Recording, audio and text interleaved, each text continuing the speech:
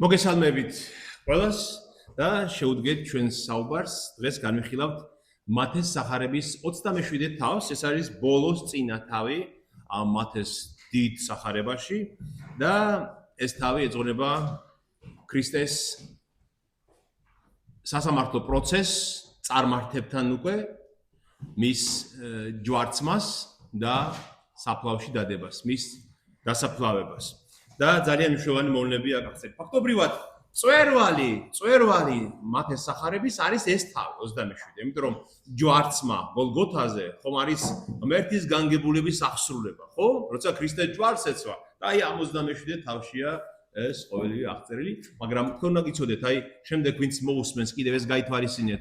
მათეს 27 თავი, მარკოზის მე-15 თავი, ლუკას 23 თავი და იოანეს მე-19 თავი, ამას ახლა იმიტომ ვამბობ, რომ დარჩეს ეს ჩანაწერში და იყოს, არის პარალელური ადგილები ყველა ამ მოვლენას განიხილავს და თქვენ თუ გინდათ რომ თლიანობაში დაინახოთ ეს რა მოხდა ამ დღეს, ეს 4-ვე თავი აუცილებლად უნდა ნახოთ და პარალელურად წაიკითხოთ.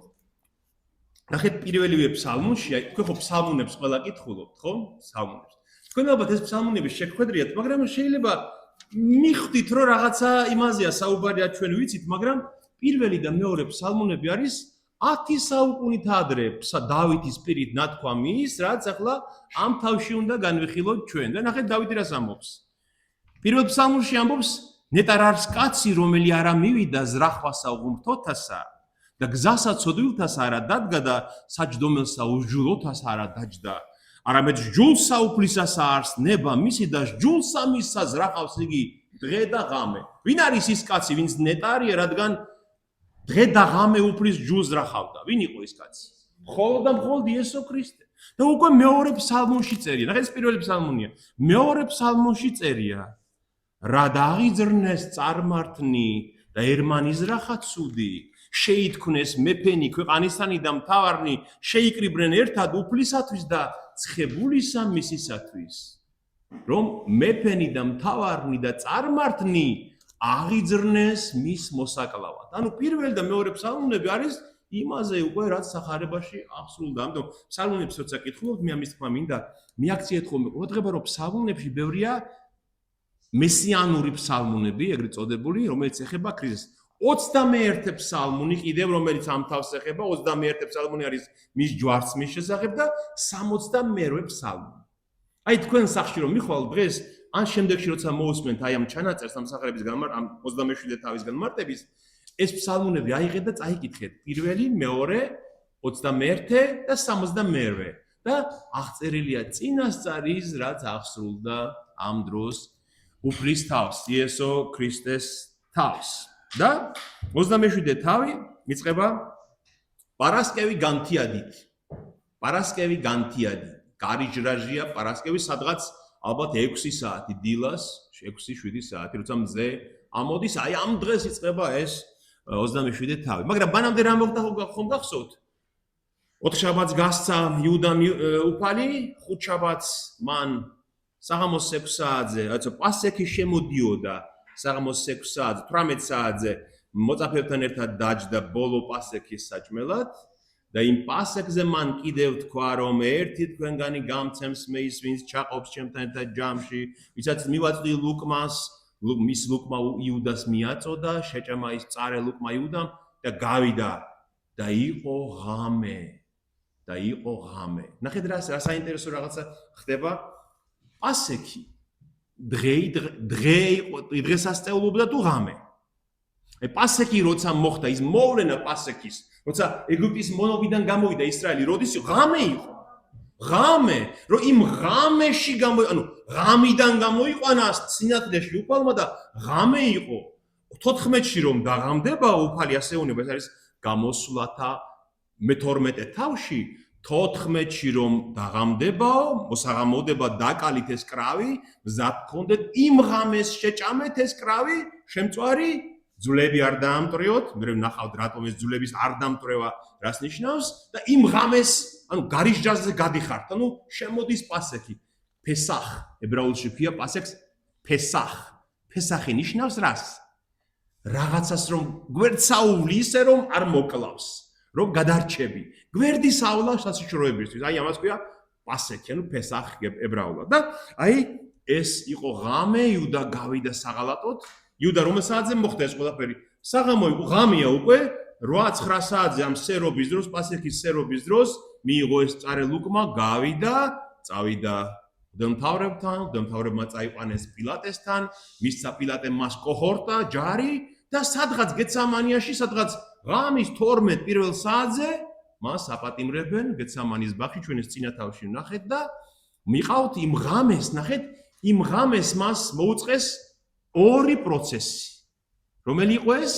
ეს იყო იუდაური პროცესები, ებრაელებმა ჰანასთან, მღვდელმთავარ ჰანასთან, რომელიც გადაყენებული არ იყო მღვდელმთავარი, მაგრამ კლანის უფროსი ის იყო და მე მის სიძესთან, კაიაფასთან. და ჯოხომ წინა თავში ჩვენ ნახეთ, რომ სინედრიონის კანონების მიხედვით თუ ვინმეს სიკვდილის ღირსად გამოაცხადებდა სასამართლო 24 საათი უნდა გასულიყო სასჯელით გამოცხადებამდე. ანუ უნდა გაწერილი იყო ეს პროცესი, რომ იქნებ არ უნდა მოკვდეს ეს ადამიანი, გესმით? და ესენი ეხა ფორმალურად ვითომ იცავენ ამ კანონს. ამიტომაც ღამე მას მოუწყეს უსამართლო, უკანონო პროცესები, ღამე პროცესის გამართვა არ შეიძლებოდა, აკრძალული იყო, მაგრამ ღამე გაასამართლეს ნაჩქარებთან ჩქარა და ერთხმათ მიუსაჯეს სიკვდილი, ერთხმათ მისჯაც არ შეიძლებოდა, ჩვენ ხო ვნახეთ წინა თავში ეს რომ თუ ნახეთ კვორუმი, მინიმუმ კვორუმი უნდა ყოფილიყო 23 კაცი სინედრიონიდან. და თუ 23-ვე თანახმარო სიკვდილით დასაჯონ, განაჩენი უქმდება იმ წუთში. რატომ? იმიტომ რომ შეთქმულებაა. როგორ შეიძლება იუდეველებში, ებრაელებში 23-ვე კაცი ერთი და იგივე აზრზე იყოს, ხო?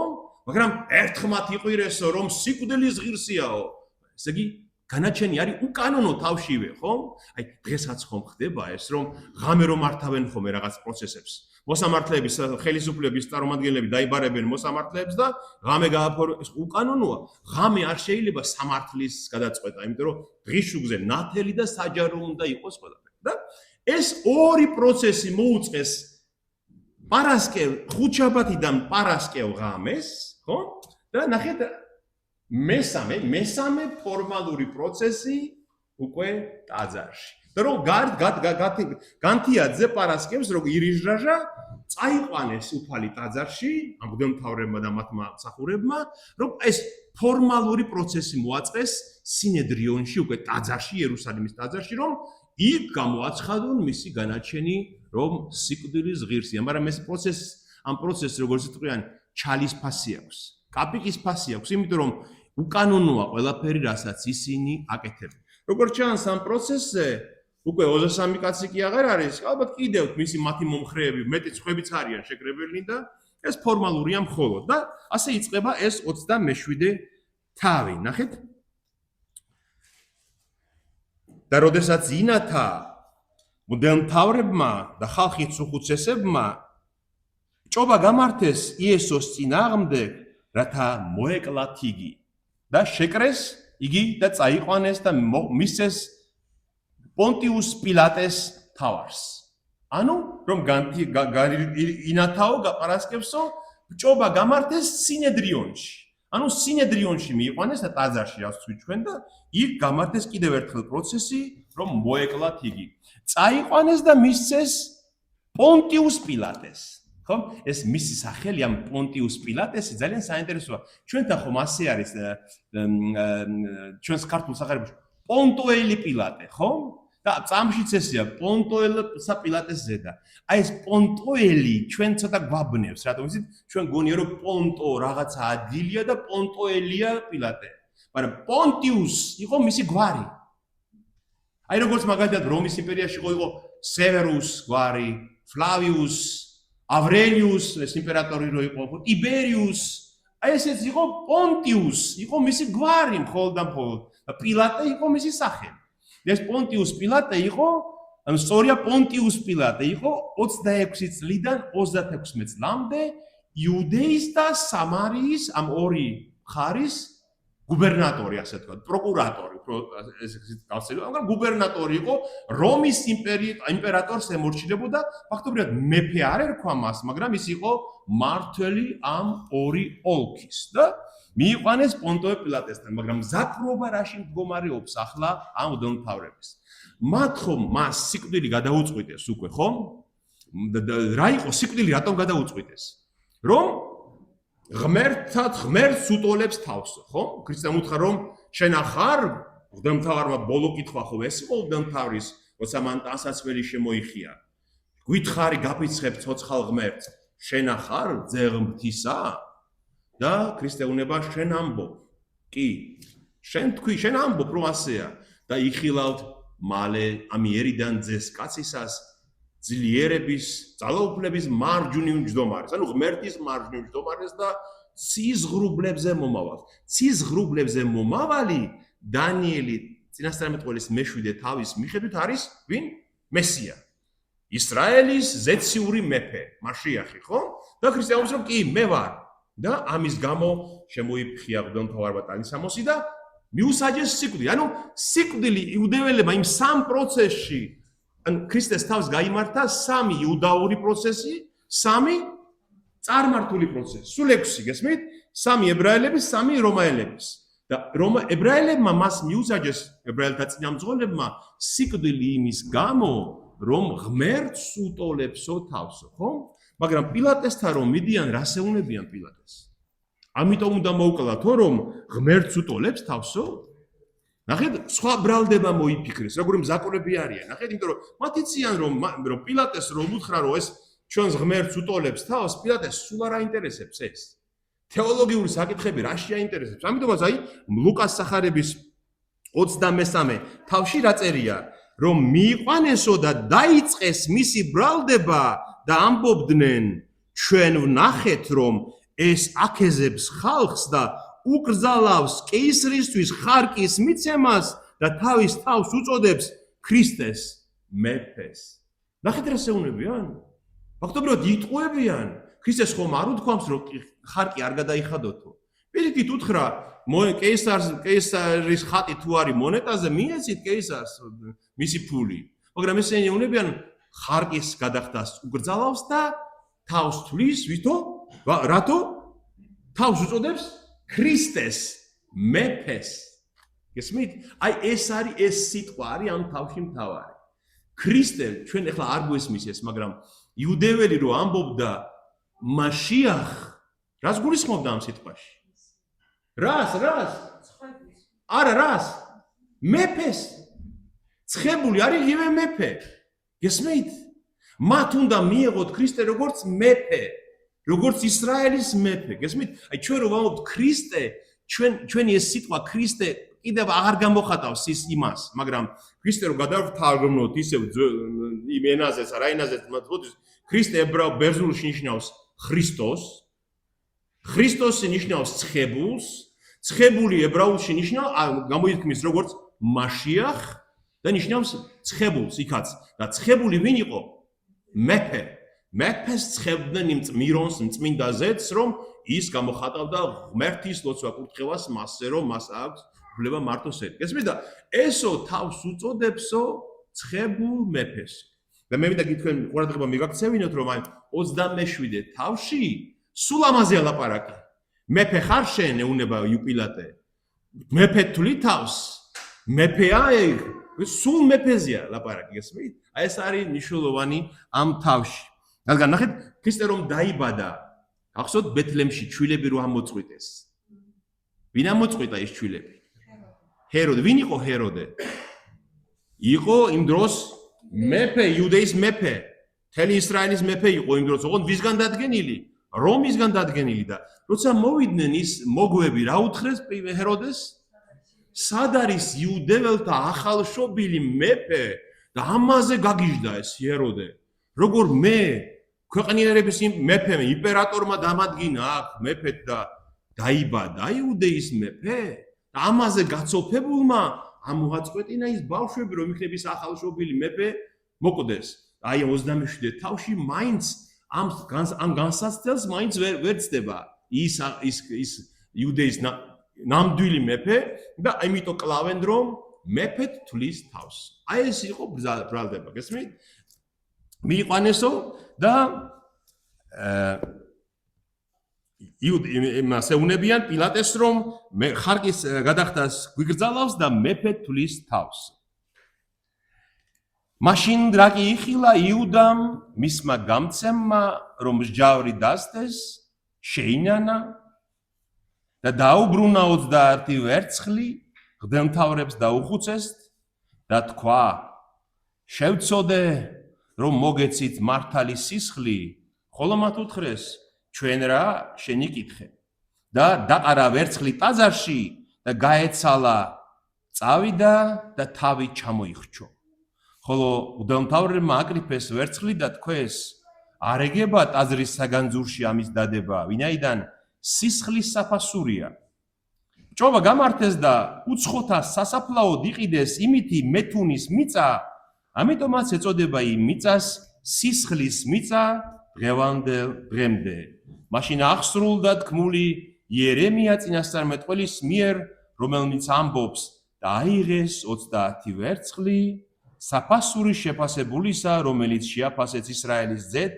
და მისცეს იგი მეთუნის მიწაში როგორც მიბრძანა მე უფალმა და აი მონაკვეთში აღწერილია იუდას აღსასრული როცა იხილა იუდამ მისმა გამცემნა რომ მსჯავრი დასდესო ეს რას გამოხატავს ეს სიტყვა იუდამ დაინახა რომ სიკვდილი მიუსაჯეს როგორ ჩანს იუდას არ ეგონა რომ სიკვდილს მიუჟიდნენ მას ესმით და რომ დაინახა რომ სიკვდილი მიუსაჯეს ამ დროს შეინანა მიხვდა რომ შეცდომა დაუშვა დაეწყო ეს სინდისის კენჯნა სინანულში ჩავარდა და საწავიდა ვისთან მივიდა ის ღმერთმთავრებთან მივიდა ტაძარში წესით ვისთან უნდა მისულიყო წესით ღმერთთან უნდა მისულიყო ისე იასოსთან უნდა მისულიყო და შენდობა ეთხოვა მაგრამ ისე იქ წავიდა ვინც ამ უბედურებაში ჩააგდო და ეუნება რომ შევწოდე რომ მართალი სისხლი მოგეცით ნახეთ იუდა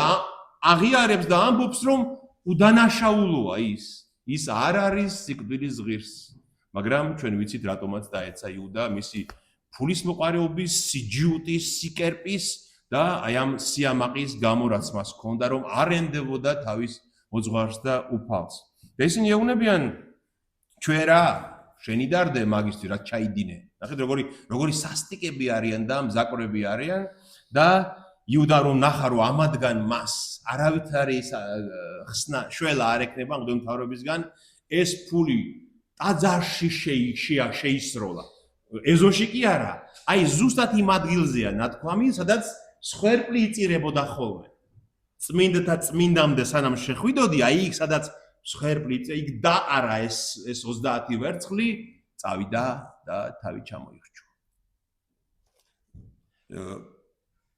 მოციქულთა საქმის პირველ თავში ლუკა მახარებელი ასე აღწერს პეტრეს სიტყვას პეტრე ამბობს როგორ ჩამოიხრჩო იუდამ თავი ხო საინტერესოა და პეტრე ამბობს რომ ჩვენაო 12-ნი ვიყავით როცა ქადაგებს პეტრე მოციქული ჩვენაო 12-ნი ვიყავითო და ისო ის გამცემით შერაცხილი იყო ჩვენ შორის და ერგო წილი მასაც ამსახურებისაო მაგრამ მან უსამართლობის სასყიდლით იყიდა მიწა და დაცემული შუაზე გასკდა და გადმოცივდა მთელი მისი შიგნეული და ეს ცნობილი შეიქმნა იერუსალიმის ყველა მკვიდრისთვის ასე რომ ამ მიწას მათ საკუთარ მიწაზე ეწოდება აკლდამა ანუ სისხლის მიწა ნახე პეტრე ამბობს რომ ხო წერია რომ თავი ჩამოიხრჩო პეტრე წერს რომ დაეცაო და გასკდაო და გადმოსცვიდა მთელი შიგნეულიო და იმ მიწასო სადაც რომელი მიწაც იყიდაო მანო თავად იყიდაო იუდა მიწაო იმ მიწას სისხლის მიწა ეწოდება ანუ აკლდამა ებრაულად დამა არის სისხლი ნიშნავს სისხლის მიწა ზუსტად ამას ნიშნავს და ნახეთ იქ წერია თავი ჩამოიხრჩო აქ წერია რომ გასკდა შუაზე გვამი მისი როგორ ჩანს გვამი მისი და გადმოსვიდა მთელი შიგნი რა როგორ გავიგოთ რომელია მართალი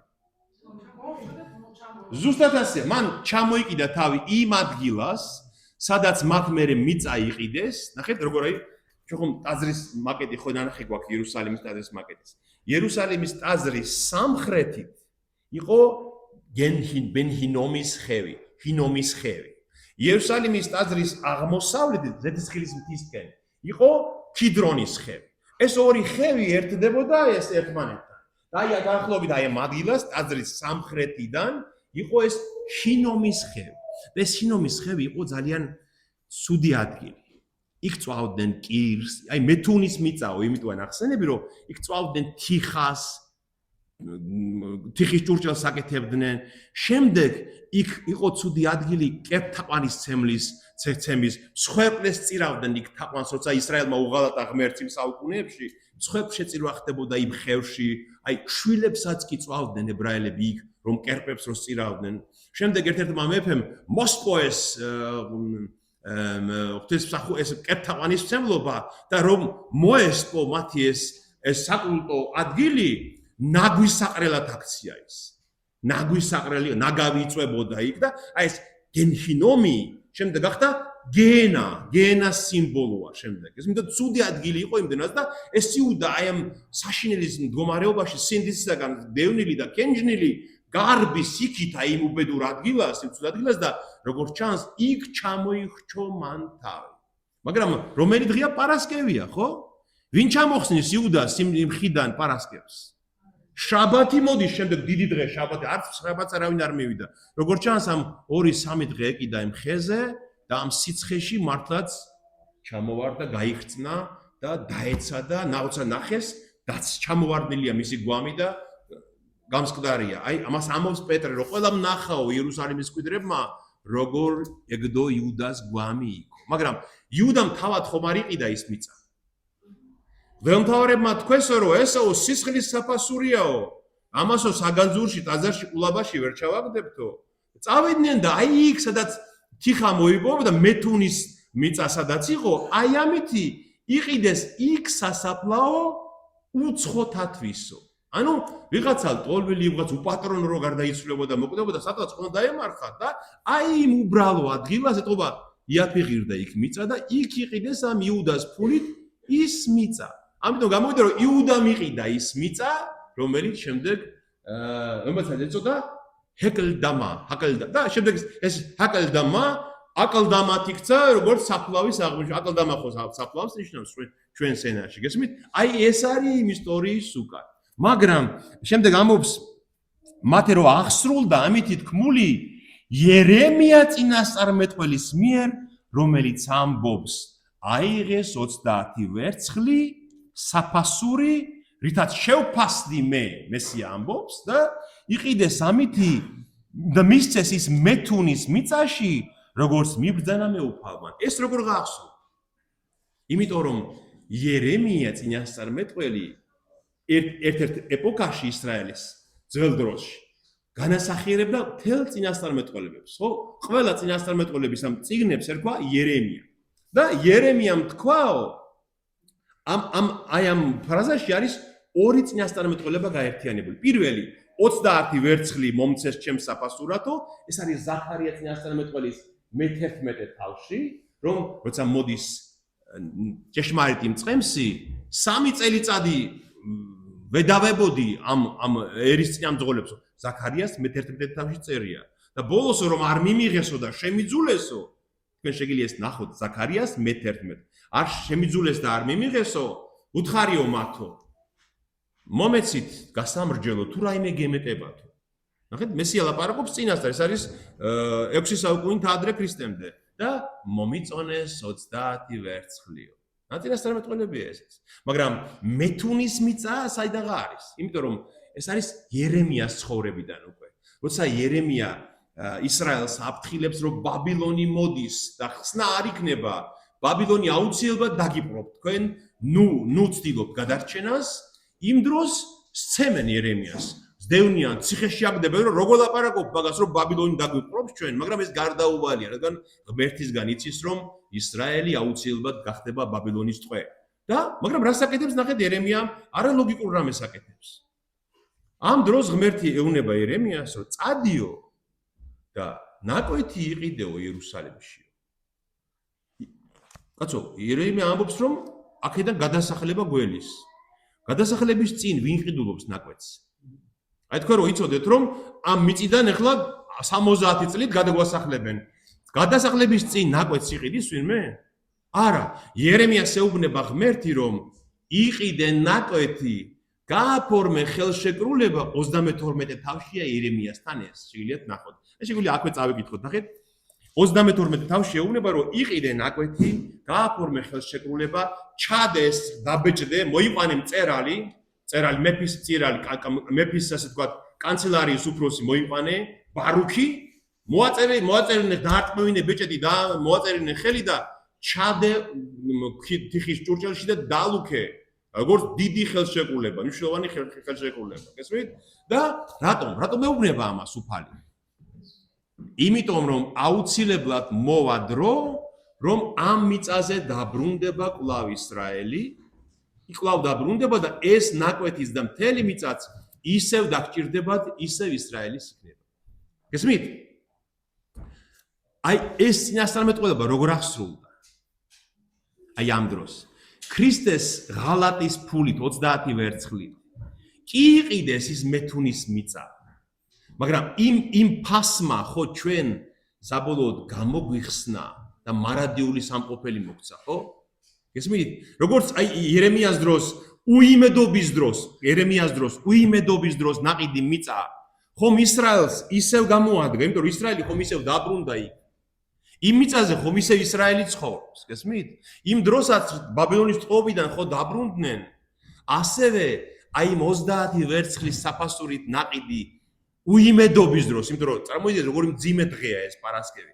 აი უიმედობის დროს ნაყიდი მიწა საბოლოოდ ჩვენ იმედად იქცა, ხო? ჩვენ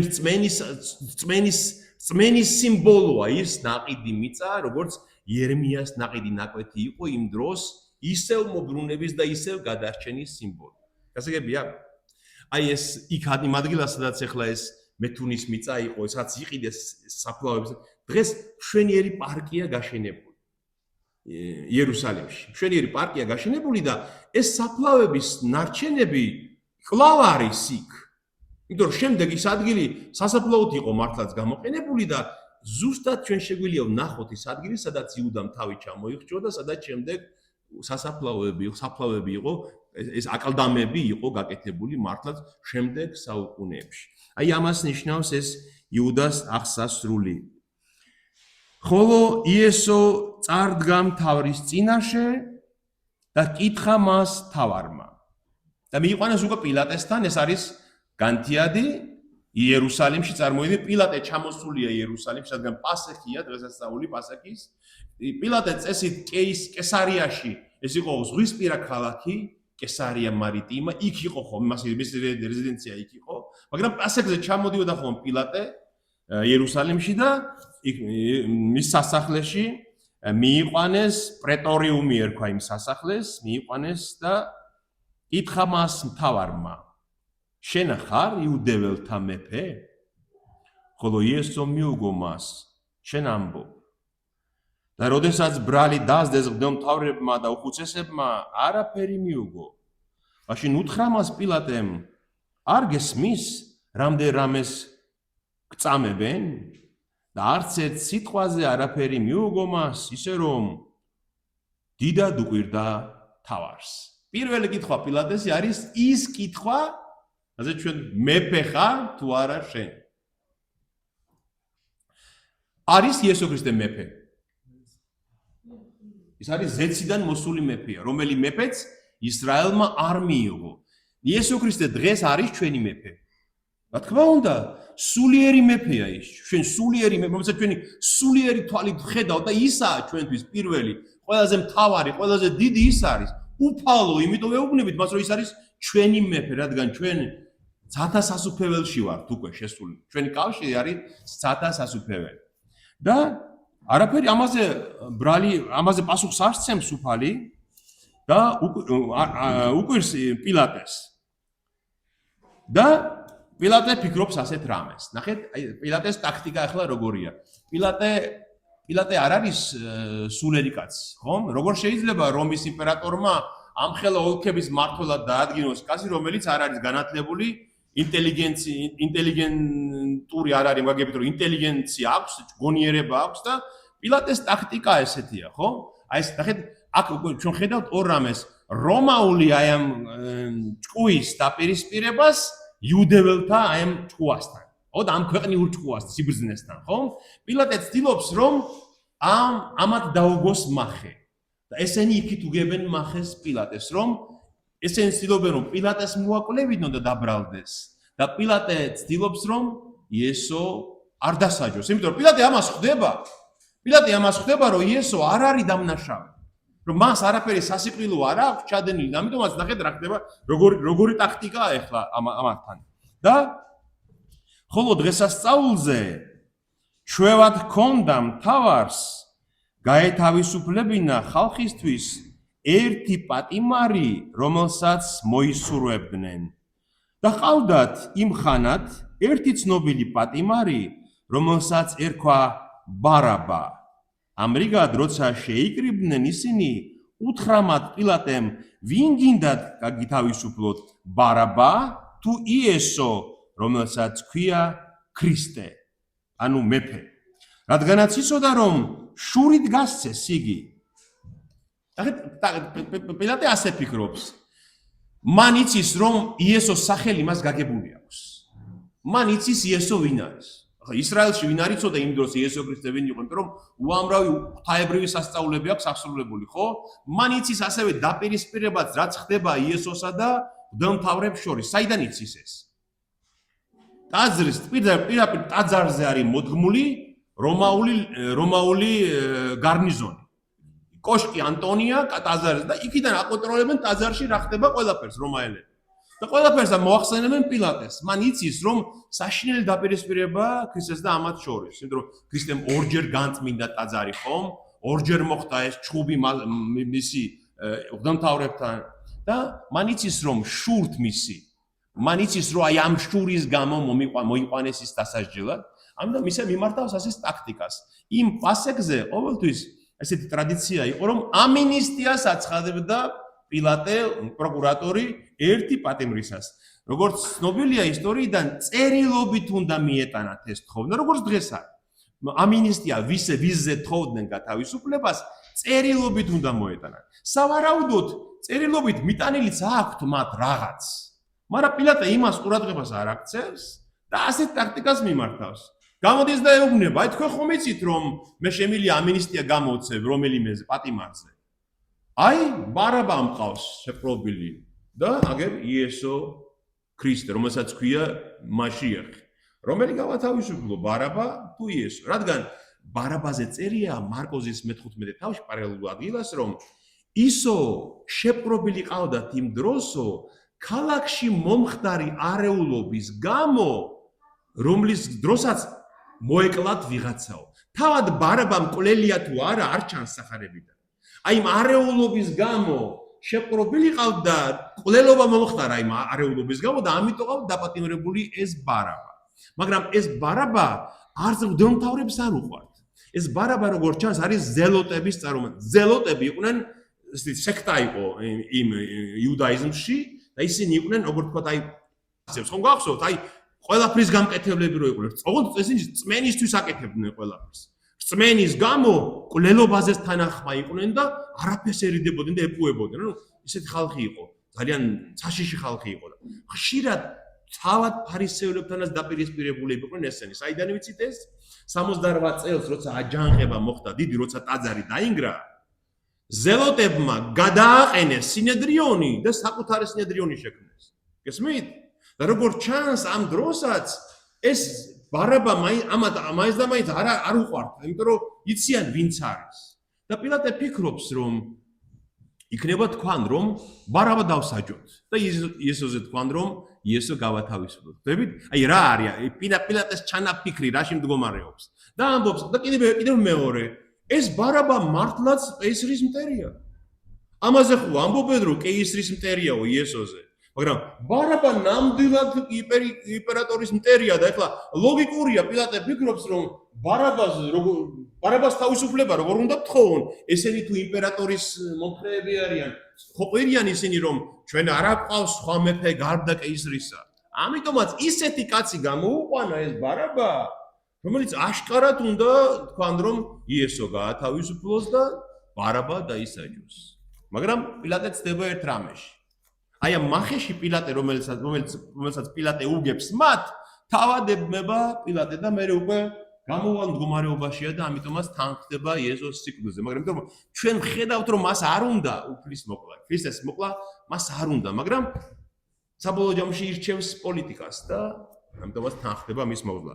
და მაგრამ როცა შეიკრიბნენ ისინი უთხრა მათ პილატემ ვინ გინდათ გაგითავისუფლოთ ბარაბა თუ იესო რომელსაც ქვია ქრისტე რადგანაც იცოდა რომ შურით გასცეს იგი და როცა სამსჯავრო სავარძელზე იჯდა ცოლმა კაცის პირით შემოუთვალა ნურაფერს დაუშავებ მართალს ვინაიდან წუხელ სიზმარში ბევრი ვიტანჯე მაგის გამო ხოლოდ მათესა აქვს ეს შემორჩენილი ეს ამბავი რომ პილატეს ცოლმა გამოუგზავნა შიკრიკი და უთხრა რომ არ მოკლა ეგ კაცი. რადგან წუხელ სიზმარში მქონდა ჩვენება რომლის გამო ძალიან დავიტანჯე, იმიტომ რომ მისი ცოლი ხდება, როგორც ჩანს მისმა ცოლმაც იცის ვინ არის იესო ქრისტე. შეიძლება სწამს კიდევაც არავინ არ იცის, უბრალოდ არ ჩანს აქედან და პილატეს აფრთხილებს რომ არ მოკლა ეგ მართალი კაცი, რადგან ესე ვიტანჯე ამაღამ აი ამის გამო რომ რასაც აპირებენ. მაგრამ მდელმთავრებმა და უხუცესებმა წააქეზეს ხალხი გამოეთხოვათ ბარაბა ხოლო იესო გაეწირათ. პილატე იმაში შეცდა რომ იქ ხალხი ვინც არის შეკრებილი სულ ყველანი ფარისევლების მომხრები არიან. რამდენი კაცი იქნებოდა ახლა პრეტორიუმთან წინ შეკრებილი, როგორ გონიათ? 100, 200, 300, მეტი ხო არ იქნებოდა 500 თქვა. მაგრამ ყველანი არიან ის ხალხი, ვინც მოყვნენ ამ ფარისევლებს და მღვდელმთავრებს და ეს ხალხი არიან გავლენის ქვეშ ფარისევლების და პარალელურად ბიბლიაში წერია რომ ამათმა დაარწმუნეს ხალხი, იმ წუთში დაარწმუნეს ხალხი რომ გამოეთხოვათ ბარაბა ხოლო იესო გაეწირათ. იუდას დანაშაული ის გამოგჭა ჩვენ და აი აქ მინდა აქ ჩავხვდეთ ეს ადგილი იუდას დანაშაული ჯულის მიხედვით რა იყო აი რატო დაიტანჯა ესე იუდა და აი ახლა ამათი დანაშაულიც აი აქ რა არის ნახეთ ჯულის 27 თავის 25 მუხლია ანუ თორადან არის გესმით ეს აი როგორ არღვევენ საკუთარ ჯულს წერია წყეული ციყოს თავისი მოყვასის ფარულად მკვლელი იტყვის ერიამინ და წყეული ციყოს ქრთამი სამღები კაცის მოსაკლავად. წყეული ციყოს კაცის სამღები კაცის მოსაკლავად. რაც იუდამ გააკეთა და რაც მთავრებმა ჩაიდინეს, მათ მისცეს ის ქრთამი კაცის მოსაკლავად იმ დროს.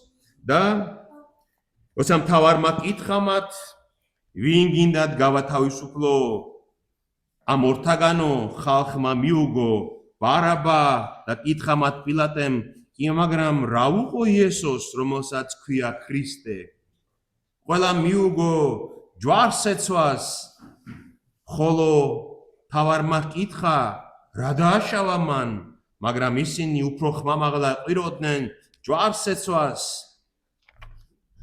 და რა კი იხილა პილატემ რომ ვერაფერს შველის არამედ უფრო იზრდება შფოთი მოითხოვა წყალი ხალხის წინაშე დაიბანა ხელები და თქვა უბრალო მარმე ამ მართლის სისხლში თქვენი კითხეთ ნახეთ პილატემ ამდენი ხანია პილატე ახლა ნახეთ როგორ არის ისრაელშია მართველი იუდეაშია მართველი და მან კარგად იცის ამათი რჯული აი ჩვენ რომ ვამბობთ ხოლმე რომ ხელი დამიბანია ამ საქმისგან რაც გინათ ის ქენით საიდან მოდის ეს გამოთქვა როგორ გონია ბიბლიიდან ეს ძველი აღთქმიდან მოდის ეს მოსეს რჯულიდან მოდის ნახეთ და მან ეს იცის პილატე მეორე რჯულის მოსეს მეხუთე წიგნის 21 თავში არის ესეთი მცნება რომ კაცის კლა ხომ საშინელი ცოდვად ითვლებოდა ისრაელში მაგრამ ხომ ხდება ასე რომ აი სადღაც ვიპოვეთ მოკლული კაცი გდია არავინ არ იცის ვინ მოკლა ხომ ხდება ხოლმე ასე აი სადღაც ჩარაგზაზე ვიღაცა მიყაჭაღა რაღაცა ნახეთ მოკლული კაცი აი ამ დროს რა უნაქნას ისრაელმა მითითებ ღმერთი აძლევს მცნებას თუ იპოვეთ სადმე მოკლულ ადამიანს გააზომონ უხუცესებმა ადგილი სოფლებამდე და რომელ სოფელთანაც ყველაზე ახლოს იქნება მანძილი, მივიდნენ იქ, მიიყვდან მსხვერპლო ცხოველი, იქ დაკლანეს სამსხვერპლო ცხოველი წყაროზე, იქ სისხლი შესწირონ ღმერთს, აი მაინც დანაშაულად ეთულებათ მათ, გესმით? ეს მაინც მათი დანაშაულია, რომ მათ მიწაზე, მათ სოფელთან ყოლობა მოხდა და იქაო ამ წყაროში ხელები დაიბანონო და თქვანო, რომ უფალო, უდანაშაულო ვარ ჩვენ ამ სისხლისგან, რადგან ჩვენ არ მოგვიკლავს და არც ვიცით ვინ მოკლავ. გესმით? და ეს ხელის დაბანა ნიშნავდა, რომ უდანაშაულობას აცხადებს შენ ღვთის წინაშე. მაგრამ ეს ამათმა ხო იციან, რომ თვითონ არიან დამნაშავე ქრისტეს სისხლში და აშკარაა, რომ მათ მოკლეს ქრისტე, ისინი კლავენ ქრისტეს. და ამიტომაც პილატემ ხო იცის ეს რჯულიდან ეს ყველაფერი, რომ რომაულ აზროვნებაშიც აქედან არის გადასული ხელის დაბანა. და პილატემ დაუძახა, მოატანინა წყალი და ჭურჭელი და მათ თვალწინ იბალს ხელს. რომ იქნება ამითი მაინც გამოაფხიზნოს ესენი, რომ მე ვიბან ხელს და თქვენ გაქვთ დასაბანი ხელი, იმიტომ რომ თქვენ ახარ დამნაშავე მის სისხლში. მაგრამ ისინი გააფთრებულები ყირიან ჯვარცეცვას იგი ანუ უბრალო პილატე ამბობს რომ მე უბრალო ვარ, ჩემი ბრალი არ არის. არის პილატე დამნაშავე ქრისტეს მკვლელობაში თუ არა, როგორ გონიათ? როგორ? სანახევროდ არის. აი არის და არც არის. ხო. ბიბლიის მიხედვით რჯულის მიხედვით პილატე დამნაშავე. რადგან აი მაგალითად გალატელთა ეპისტოლეში არის რომ მე თუ ხალხს მინდა სათნო ვეყო, ანუ თუ ისეთ რამეს გავაკეთებ რომ ხალხს ვასიამოვნო, ღმერთს როგორ გაუნდა ვასიამოვნო. გესმით? შენ თუ ცდილობს რომ ხალხს ესიამოვნო შენი საქციელი, იცოდე რომ ღმერთს ვერ ასიამოვნო. რომ ხალხი ყოველთვის მიდრეკილია შეცდომისკენ, ცუდისკენ, დანაშაულისკენ. ამიტომაც პილატეს უნდა გადაეწყვიტა ისე როგორც მართალი იყო. მას არ უნდა დაესაჯა იესო ქრისტე. მას უნდა ეთქვა არა, სამართალის მიხედვით არ არის დამნაშავე და არ უნდა დაებანა ხელი. ხელს ვინც იბანს, ისიც დამნაშავე. ამიტომაც ქრისტე თავად ამ მსჯავრს ქრისტე თავად ეუნება პილატეს. პილატე ეუნება მას იოანეს სახარებაშია რომ არიცი რომ მე მაქვს ძალაუფლება დაგჯის სიკვდილით თუ გაგიშვებ. ქრისტე რას ეუბნება? არა გაქვს შენ ძალაუფლება ღმერთს რომ არ დაეშვა ეს ჩემს თავს, მაგრამ იცოდე რომ ჩემი თავი ვინც გადმოგცა შენ, იმათა აქვთ უფრო დიდი ბრალი. შენს დამნაშავე ხარ, მაგრამ იმათ უფრო მეტი ბრალი აქვთ, დანაშაული აქვთ, ვინც ჩემი თავი გადმოგცა შენ. ამიტომ ასე რომ პილატე დამნაშავეა ღვთის წინაშე აუცილებლად ჩაიდინე მან იმის გამო. არის ასეთი მოსაზრება, რომ პილატეს ყავდა ერთი მფარველი რომში, რომელიც იყო პრეტორიანელების უფროსი იმ დროს რომის იმპერატორის ტიბერიუსის კარზე და ეს გადმოცემა უბრალოდ არ არის დადასტურებული, მაგრამ არის სავარაუდოდ ეს რაღაც, რომ მან გაახერხა ის, რომ პილატეს მისცეს მეგობარი რადგან იყო მისი, პილატეს მისცეს ეს ადგილი, პროკურატურის ადგილი იუდეაში. მან გაუკეთა ეს თანამდებობა იმ კაცმა.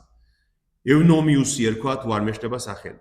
და შემდეგ ეს ევნომიუსი, რადგან იმპერატორის პირადი დაცვის უფროსი იყო, მათ დიდი ძალაუფლება ჰქონდათ ხოლმე ამ მეომრებს, მხილებული იქნა შეთქმულებაში ტიბერიუსის კარზე, რომ რომის იმპერატორის დამხობას აპირებდა და სულ სიკვდილით დასაჯეს ყველანი ისინი, ის და მისი მეგობრები.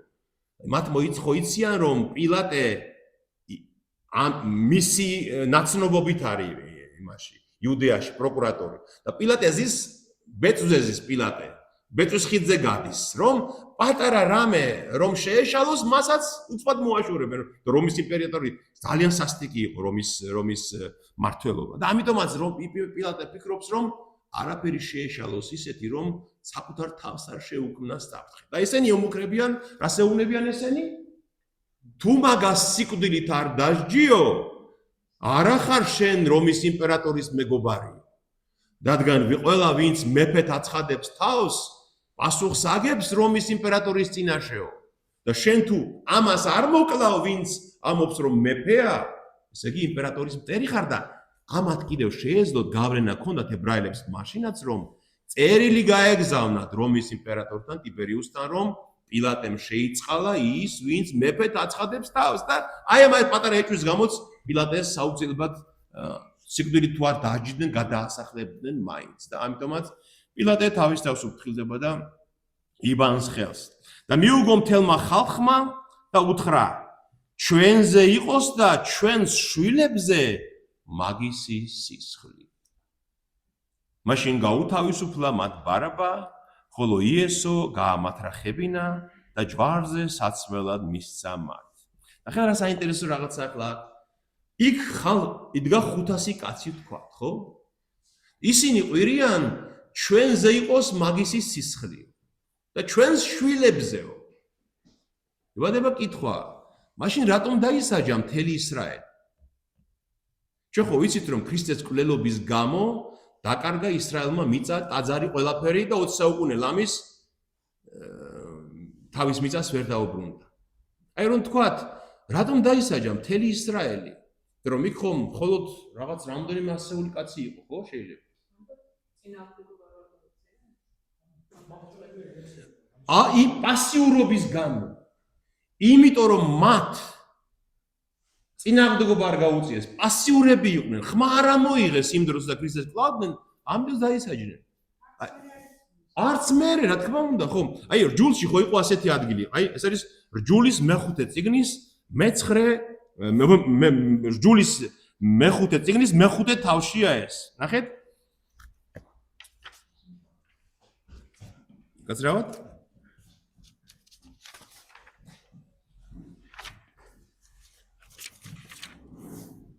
ნახეთ, რას ამბობს უფალი? მეხუთე თავის, მეცხრე მუხლი. რადგან მე ვარ უფალი, შენი ღმერთი, შურის მაძიებელი ღმერთი, მამათა ცოდვის მომკითხავი, შვილებისგან მესამე და მეოთხე თაობაში. მამათა ცოდვის მომკითხავი ვარ შვილებში მესამე და მეოთხე თაობაში, ჩემი მტრებისგან. აი ეს სიტყვა ამ სიტყვას ჩვენ ვივიწყებთ ხოლმე და მესამე და მეოთხე თავში და მესამე და მეოთხე თაობაში მოეკითხებათ დანაშაულისთვის, ხო ამთხოვე? მაგრამ აქ წერია მესამე და მეოთხე თაობაში ჩემი მტრებისგან. ანუ თუ მათი შვილებიც იგივეს გააგრძელებენ, რაც მათმა მამებმა აკეთეს, მაშინ მოვკითხავ მესამე და მეოთხე თაობაში. გასაგებია? აი ხო ეს შეხედულება ხო ძალიან გავრცელებულია, რომ ღმერთი მამის და პაპის ცოდვის გამო დასჯის შვილს. ხომ არის გავრცელებული? ღმერთი ამას არ ამბობს. თუ შვილი და შვილიშვილი და შვილდაშვილი იგივეს გააგრძელებს ჩემ მტრობას, რასაც მამა აკეთებდა და პაპა აკეთებდა, მაშინ დასჯი. ნახეთ მეორე მუხლი რა არის? წყალობის მყოფელი ვარ 1000 თაობის იქით ჩემი მოყვარულთათვის. ხოლო თუ ისინი შეიცვლებიან, სხვა გზას გააგრძელებენ, 1000 თაობაში გადაუხდის სიკეთით, თუნდაც პაპა ყავდეს ბოროტი. გესმით? ამიტომ ჩვენ ვამახინჯებთ ხშირად იმას, რაც ბიბლიაში სხვანაირად წერია. ამიტომაც, რადგან ისრაელი დაისაჯა, ესე იგი ჩვენ გვეუბნება, რომ ეს გვასწავლის, რომ ესე იგი მათი შვილებიც, შვილიშვილებიც და შვილთაშვილებიც იმ გზას აგრძელებდნენ, რაც მათმა მამებმა გააკეთეს. სამწუხაროდ, აი დღესაც ძალიან პატარა ნაწილის გარდა ისრაელის ებრაელებისა უმრავლესობა ისევ ამ აზრზე დგას, რომ ქრისტე იყო, ასე ვთქვათ, არ იყო მათი მეფე და იყო სიკვდილის ღირსი. აი ამიტომ ის დაისაჯა ისრაელი. მაშინ გაუთავისუფლა მათ ბარაბა, ხოლო იესო გაამათრახებინა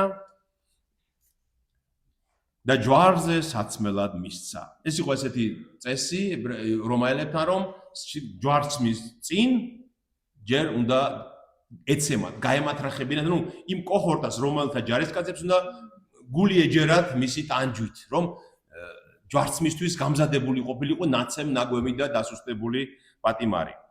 მაშინ თავრის ჯარისკაცებმა პრეტორიუმში წაიყვანეს იესო და გარშემო ერტყა მთელი რაზმი. ტანთ გახადეს და შემოსეს მეწამული ქლამიდი და დაწნეს ეკლის გვირგვინი და თავზე დაადგეს და მარჯვენა ხელში მისცეს ლერწამი, მუხლს იყრიდნენ მის წინაშე, დასინოდნენ და ეუბნებოდნენ, გიხაროდეს მეუფეო იუდეველთა და აფურთხებდნენ და აი ღესლი ერთწამი და თავზე ამტრევდნენ მას და როცა დაცინვით გული იჯერეს შემოაძარცვეს ქლამინდი და კვლავ თავისი სამოსი ჩააცვეს და ჯვარზე საცმელად წაიყვანეს. კიდევ სავარაუდოდ პილატეს აქვს კიდევ ასეთი განზრახვა ასეთი. ნახეთ, მას არ უნდა მისი მოკლა, ხო? ხო ნახეთ ეს. ხელი დაებანა, მაგრამ მაინც როგორც ჩანს რაღაცა მამაში წვალობს, იმიტომ ცოლმაც უთხარ, თან ცოლის ათქვამს ხო ხშირად დიდი გავლენა აქვს ხოლმე კაცზე. და ფიქრობს რომ რომაული ეს გამათრახება იყო ფაქტობრივად დასახიჩრება ადამიანის. წარმოუდგენელი სისასტიკით იყო ეს გამათრახება და ცემა მისი, ხო? მათი მათრახები იყო არა ჩვეულებრივი ტყავის, არამედ ბოლოებში ჰქონდა მომმული კაუჭები, რკინის და შუშის ნამსხვრევები და ამითი ამათრახებდნენ. ფაქტობრივად სხეულს ისე უგლეჯდნენ ამ პატიმარს, რომ ის ჯვარცმა მას ფაქტობრივად აღარ ჭირდებოდა. ზოგი იქვე კვდებოდა. ზოგი გამათრახების დროს ეკვდებოდა, ისეთ საშინელება იყო ეს რომაული სასჯელი და პილატე ფიქრობს, რომ იქნებ რომ ვაჩვენებ როგორ დაიტანჯა, იქნებ შეიცვალო ნაზრი. სავარაუდოდ. და მართლაც რომ გაიყვანეს, ცემეს, თან ჩააცვეს რომაელ ჯარისკაცებს ეცვათ ხოლმე წითელი მოსასხამი, აი წირო იკვრებოდა, ხო? ეს იყო ქლამინდი. მეწამულნიშნავს წითელი, ხასხასა წითელი იყო ეს და ის ჩააცვეს საკუთარი ტანსაცმელი, თავზე დაადგეს გვირგვინი როგორც მეფეს, ხელში ლერწამი მისეს როგორც კვერთხი და ესალმებოდნენო, გიხაროდენ მეუფე ოღურიათაო. წერია რომ ლოცავდნენო, ასეთ სიტყვა ნახნა, ეს ლოცვა ნიშნავს რომ მისალმება, აი კურთხეული მის, რომ კურთხივით მისალმება და დასინოდნენ, აფურთხებდნენ და ყოველგვარ შეურაცხყოფას აყენებდნენ, მას მუხლს იყრიდნენ მის წინაშე როგორც მეფეს გიხაროდენ მეუფე ოღურიათაო. ანუ ნახეთ, ლუკას სახარებაში წერია რომ შემოარტყესო, ურტყავდნენო და ეუბნებოდნენ გვიწინასწარმეტყველე რომელმა დაგარტყაო. დასცინიან მას როგორც წინასწარმეტყველს. აბა რომელმა დაგარტყავთ, შეგიძლია გითხრაო და დასცინიან მას როგორც მეფეს. ქრისტე რა იყო? წინასწარმეტყველიც იყო, მეფეც იყო და მესამე რა იყო? მღვდელი. ნახეთ, როგორც წინასწარმეტყველს შეურაცხყოფას აყენებენ, როგორც მეფეს და როგორც მღვდელი საკუთარი თავი მიაქვს მსხვერპლად. მღვდელი ხომ მსხვერპლს წირავდა, ხო ტაძარში? და აი ამ ტანჯვაში და ამ გვემაში და ამ შეურაცხყოფაში აი ეს ბოლო უმძიმესი და უდიდესი მსხვერპლი როგორც მღვდელს თვითონ მიაქვს თავის თავი მსხვერპლად. აი ამ ყველაფერს ხედავთ ჩვენ ამ პარასკევ დღეს და გამოიყვანაო იოანესთან წერია გამოიყვანაო ეს უკვე ადამიანის სახე აღარ აქვს, ანუ შესახედავად უკვე აღარ იცნობა, გამოიყვანა აივანზე პრეტორიუმში პილატემ და რა შეუნება? აჰა, კაცი, ეს ცნობილი სიტყვა, ხო? აი კაცი, რატო ეუბნება პილატე ამას? აი კაცი. ეს ის კაცია, რომელიც შევიყვანეს სატანჯველად. ხედავთ? აი ის კაცი, რომელიც სატანჯველად შევიყვანეს. ანუ იმიტომ რომ ვეღარ ცნობენ მას. აი დღეს იესაია წინასწარმეტყველის 53 თავში 7 საუკუნით ადრე აღწენებია ეს 7 საუკუნით ადრე. ქრისტეზე ასე წერს ესაია. რაზომ აძრწუნებდა ბევრს შენი ხილვა, რადგან არავინ იყო მასზე დამახინჯებული და მასზე შეურაცხი ადამიანის ძეთა შორის. იმზომად გაიხარებს შენზე ბევრი ხალხი და პირს მოკუმავენ, რადგან მოუთხრობელს იხილავენ და ჯერ არსმენელს გაიგონებენ. მაგრამ იმ დროს, ტანჯვის დროს არავინ იყო შენზე დამახინჯებული, შეცვლილი, როგორც ის იყო ამ ცემით და ტანჯვით. საძულველი იყო და კაცთაგან ათვალწუნებული, გატანჯული და სნება მორეული, ერთი მათთაგანი, ვისაც პირს არიდებენ, საძულველი იყო და არად ვაგდებდეთ. ისეთი იყო, რომ თვალს არიდებდა ადამიანი, ისეთი იყო შესახედავად, რომ ქრისტე ბუნებრივად ხო ლამაზი ადამიანი იყო. მაშინ რატო წერს ისაია? თვალს არ ვარიდებდითო მასო და დამახინჯებული იყო. ტანჯვის გამო იყო დამახინჯებული და ეს ნაწინასწარმეტყველებია და ტანჯვის დროს იმიტომაც არ აღესრულა ქრისტე, რომ ის უნდა მოკვდეს ჯვარზე. ისე როგორც ნაწინასწარმეტყველება, როგორც განგება ღმერთის. კიდევ ერთი ადგილი, ერთი რამ მინდა კიდევ ჯვარზე, რატომ უნდა მომკვდარიყო ქრისტე ჯვარზე? აი ეს აუცილებლად უნდა ვიცოდეთ ჩვენ. ნახეთ, ეს არის ბატონო? ნახეთ, ეს არის ხო, მოსეს მეხუთე წიგნის 21 თაღი. ჯულში წერია. თუ ვინმე სასიკვდილო ცოდვას ჩაიდენს და მოკლავენ და ხეზე ჩამოკიდებ მას, ღამე ხეზე არ უნდა დარჩეს მისი გვამი, არამედ იმ დღესვე დამარხე, ადან ღვთის მიერ არის დაწყევლილი ხეზე ჩამოკიდებული, ნუ გაუწმინდურებ მიწას, რომელსაც უფალი შენი ღმერთი გაძლევს წინდად. ნახეთ რა შეუნება? თუ ვინმე სასიკვდილო ცოდვას ჩაიდენს და ხეზე ჩამოკიდებ მას სასჯელად, ანუ მოკლავ, არ დატოვო ღამე ხეზე ჩამოკიდებული, რადგან დაწყევლილია ის და დაწყევლილი კვაცის გვამი არ უნდა დარჩეს ღამე ამ ხეზე. სასიკვდილო ცოდვა კაცობრიობამ ჩაიდინა, ადამიანმა ჩადევამ ჩაიდინეს, ხო? მაგრამ ქრისტემ ეს ჩვენი ცოდვა აიღო თავის თავზე, ის დაიწყევლა ჩვენს მაგივრად და ის ჩამოეკიდა ხეზე. აი ამიტომ უნდა მომკვდარიყო ქრისტე ჯვარცმით და მაგალითად იუდეველებისთან რომელი იყო ყველაზე გავრცელებული სიკვდილით დასჯა? ჩაქოლვა. ქრისტე რომ თავად ებრაელებს დაესაჯათ, მას ჩაქოლავდნენ. მაგრამ რომაელებმა დასაჯეს, იმიტომ ღვთის განგებით, რომ ხეზე უნდა ჩამოკიდებულიყო და ის წყევლა, რომელიც ხეზე ჩამოკიდებულ კაცს ეკუთვნოდა მათი რჯულის მიხედვით, ის წყევლა არის ჩვენი წყევლა, რომელიც მან აიღო ჩვენს მაგივრად. ხო გასაგებია?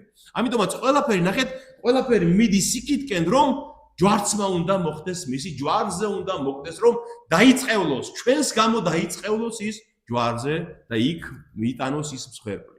ხო? და როცა მივიდნენ და ჯვარ და სააცვეს თავისი სამოსელი და ჯვარზე საცმელად წაიყვანეს. ერთი დეტალი, რომელიც აუცილებლად უნდა გითხრათ. აქ წერია, რომ ჩააცვეს მას ძოწეულიო, ხო? ბოდიში, მეწამული ქლამინდი მოა, ქლამინდი ქვია იმ სამხედრო ჩასაცმელს, ხო? წერია, რომ მეწამულიო. არა, მეწამული ქვია, აქ წერია მეწამული. ხო, არა, მეწამული და ძოწეული სხვა რამეა. და მარკოზი წერს, რომ შემოსეს მას ძოწეული სამოსელიო. რა განსხვავება მეწამულსა და ძოწეულს შორის? ძოწეული როგორი ფერია? ეს არის წითელი სპექტრი. მეწამულის და ძოწეულის არის ორივე წითელი. წითელს აქვს ბევრი სხვადასხვა სპექტრი. იმის დამიხედვით, როგორი შუქი ეცემა ამ წითელს, შეიძლება ჩანდეს მეწამული და შეიძლება ჩანდეს როგორც ძოწეული. ძოწეული უფრო აი რა ქვია ქართულად მაგპერს ძოწეულს აი რომ ისფერი არ არის, უფრო ხო სხვანაირი წითელია, ხო? გაფემხთარებული წითელია სხვა. რატომ წერს მათე მეწამულს და მარკოზი ძოწეულს? ზუსტად, გამთენია, გესმით, ბზე არ ამოსულა ჯერ. ბზე კარგად არ ანათებს და როგორც ჩანს, მათემ დაინახა იმ დროს, რომ ხას-ხასი წითელი ჩანდა, ისე ეცემოდა ის ცოტა შუქი, რაც განთიაძეა და ის ხედავს უფრო სხვა შუქში და სამომს ძოწეული ეცვა. აი ესეთი დეტალები ჩვენ გვიდასტურებს იმას, რომ სახარება არის აბსოლუტურად დოკუმენტურად ჭეშმარიტი თხრობა. გესმით? როცა ადამიანები აყალბებენ ისტორიას და შეთქმულები არიან და ისე წერენ, მაშინ ორივე დაწერს მეწამული. ხომ ასეა? რატომ სხვადასხვა რატო დაწერენ? იტყვიან რომ მოდი დავწეროთ რომ მეწამული იყო. რომ ყველამ დაგვიჯეროს. მაგრამ ესენი სხვადასხვას წერენ, მაგრამ სხვადასხვა ამას ახსნა აქვს თავის. გესმით? რომ როგორ ზოგმა ასე დაინახა, ზოგმა ისე დაინახა, იმიტომ რომ გარიჟრაზი, ხო საინტერესოა ეს დეტალები. აი მაგალითად კიდევ ეგეთი წინა თავში იყო და ჩვენ გამოგრჩა მაშინ. გახსოვთ, როცა შეიყვანეს კაიაფასთან ქრისტე სასამართლოზე. იოანე ეზოშია, კაიაფას ასახლის ეზოშია, ხო? და გამოვიდაო იოანეო და პეტრე გარეთ იდგაო, ჭიშკრის გარეთო და პეტრეც შეიყვანაო შიგნითო. და და მორჩა, მეტი არაფერი წერს. რატო წერს ამას იოანე? ხო საინტერესოა. აი რატო ამბობს? რისთვის? რა მიზანი აქვს ამას რო წერს? იმიტომ რომ პროცესი მიდის სასამართლოსი და მათ გონიათ ელოდებიან რომ იქნებ დაგვიძახონ ჩვენ მოწმეებად. ქრისტეს მხარდასაჭერად მოწმეები უნდა დაეკითხათ ჯერ მათ. და იოანე მარტოა შიგნით და იოანეს უნდა რომ ვიღაცა მეორეც იყოს მასთან ერთად რომ თუ დაგვიძახეს მოწმეებად მეორეც ხომ უნდა იყოს იმიტომ გავიდა და მეორე პეტრე მეორე მოწმე შეიყვანა მაგრამ არ დაუძახეს მათ. აი და ხედავთ როგორი დეტალია, როგორი საინტერესო დეტალია, რომელიც გვიდასტურებს რომ მართლაც ასე მოხდა იქ რაც აღსრულდა. ესმით? და უამრავია ასეთი დეტალები და მეცნიერების სახარების შემსწავლელი მეცნიერებას ეს ყველაფერი გამოკვლეული აქვს და დადასტურებული რომ ეს არის დოკუმენტური თხრობა იმისა, რაც იქ მაშინ რეალურად მოხდა. აი მისიც ის თქვა მინდა რომ აი მაგალითად ჩვენ რომ შევითქვათ რომ მოდი აი ეს კრეხელური აზრი რო დაუშვათ. კრეხელური აზრი დაუშვათ რომ მოდი რომ პირველ საუკუნეში მოციქულები შეითქმნენ რომ მოდი ეს ისტორია დავწეროთ რომ ხალხმა ირთმოს, ხო? დაუშვათ. ესეთი თხრობა მაშინ არ იქნებოდა ეს. მაშინ იმ წუთში ჩვენ დავინახავდით რომ შეთქმულნი არიან და ყველა წერს ერთი და იგივეს. მაგრამ ესენი ისე ხედავენ რომ ეს არის აბსოლუტურად ბუნებრივი ადამიანური და ამოკითხვა შეგვიძლია ამისი რომ ეს არის დოკუმენტი რომელიც ჩვენ მოგვეცა ესი ჯვარცმის შესახებ. და გზაში შემოხვდა და უკვე მიდიან ჯვარცმის ადგილისკენ, ნახეთ გამოიყვანეს ეს იერუსალიმში ჰეროდეს ბოდიში პილატეს სასახლიდან გამოიყვანეს და მიდიან ტაძრის დასავლეთის მხარეს და იქ იყო გალავანი ქალაქის ტაძრის დასავლეთით და იქ იყო მიგდებული, ანუ მიტოვებული კარიერი, სადაც ქვებს იღებდნენ, ქვის მაღარო და თეთრი კირის საბადო იყო და იქ იყო ბორცვი, რომელზეც იქ იყო ბორცვი, სადაც გამზადებული იყო ჯვარცმის ადგილი მისთვის. და როცა გზაში შემოხვდათ ერთი კირინელი კაცი, სახელად სიმონი და აიძულეს იგი წამოეღო იესოს ჯვარი. და როცა მიაღწიეს ამ ადგილს, რომელსაც ქვია გოლგოთა, რაც ნიშნავს თხემის ადგილს, მისცეს მას სასმელად ნაღვლით შეზავებული ძმარი და როცა გემო გაუსინჯა, არ უნდოდა მისი დალევა. რასაც საინტერესოა ესეც რომ მიყავ უფალს თვითონ მოჰქონდა თავისი ჯვარი. ხო ვიცით ეს სხვა სახარებებში ასეა გადმოცემული, რომ ამ გზაზე ჯვარცმისთვის გამზადებულს თვითონ უნდა წამოეღო მისი ჯვარი. მაგრამ სავარაუდოდ მას მოჰქონდა ეს ჰორიზონტალური ნაწილი ჯვრის, რადგან თლიანი იმ სიმძიმე იყო, რომ იმას ადამიანი ნაცემი, ნაგვევი, ნატანჯი ადამიანი იმას ვერ წაიღებდა. მას მხრებზე დაადეს ეს ჰორიზონტალური ნაწილი ჯვრის და ის თავარი ბოძი უკვე იქ არის, გოლგოთა იქ არის გამზადებული და მას მიაქვს, მაგრამ იმდენად დასუსტებულია, რომ გზაში მას წაიქცევა, მას აღარ შეუძლია ამის ტარება, ამ მორის და იქვე რომაელებს ეს ჩვევა ჰქონდათ, რომ იქვე გამოიყვანეს ვიღაცა იუდეველი, წაიგდეს წინ როგორც მტვირთავი რომაელმა ჯარისკაცებმა, აიძულეს რომ აეღო მისი ჯვარი და ეს იყო სიმონი ლიბიაში იყო ასეთი ქალაქი კირენე და იმ ლიბიიდან ჩამოსული იყო იუდეველი იმ დროს პასექისთვის და მას მოუწია უფლის ჯვრის ტარება. წარმოიდგინეთ როგორი დიდებული წყალობაა მის თავს. მაგრამ ერთი ადგილი მინდა გაჩვენოთ კიდევ. ჩვენ ხო ხედავთ რომ ქრისტეს მოსვლაში ყველაფერი სრულდება, რაც ძველ აღთქმაში იყო ნაცნასწარმეტყველი.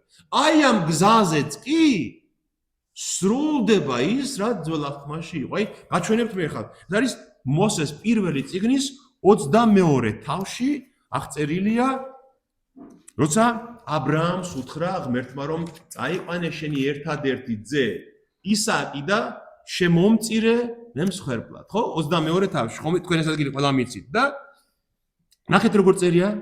აიღო აბრაამმა სამსხვერპლო შეშა. ხე, სამსხვერპლო შეშა.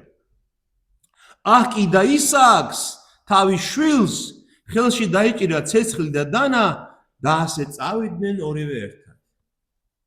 ეს შეშა ისააკს მოჰკიდა აბრაამმა და შეუდგნენ ამ თას, სადაც უნდა შეიწიროს მსხვერპლად. რას გახსენებთ? იესო და მამა ღმერთი, რომელმაც განაწესა რომ უნდა ჯვარს ეცვას და ეს ჯვარი, ეს შეშა, ეს ხე თვითონ მიაქვს, როგორც ისააკს მიქონდა ის შეშა თავად, ხო?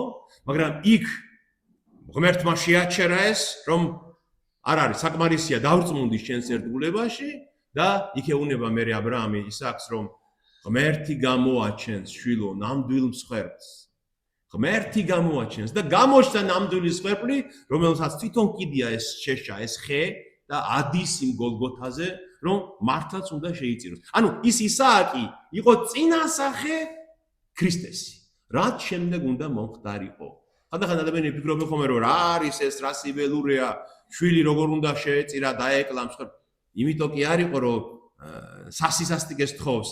იმიტომ უთხრა ღმერთმა ის რომ ჩვენ წინასწარმეტყველება ქონოდა იმისი რაც უნდა შემდეგ მომხდარიყო, რომ როცა მოხდებოდა გვეცნო ის, ხო? ხო გასაგებია. აი ამიტომ. და სიმონ კირინელმა წამოიღო მისი ჯვარი და როცა მივიდნენ იმ ადგილასო გოლგოთა თვითონ თავად სიტყვა გოლგოთა ნიშნავს რას? თხემის ადგილი, მაგრამ თხემი ანუ კეფის ადგილი, ანუ თავის ქალას ნიშნავდა. იმიტომ რომ ეს ბორცვი გავდა ეს როგორ ჩანს იმ ადამიანის თავის ქალას და გოლგოთა თვითონ სიტყვა ებრაულში გამოითქმის გოლგოლეთი.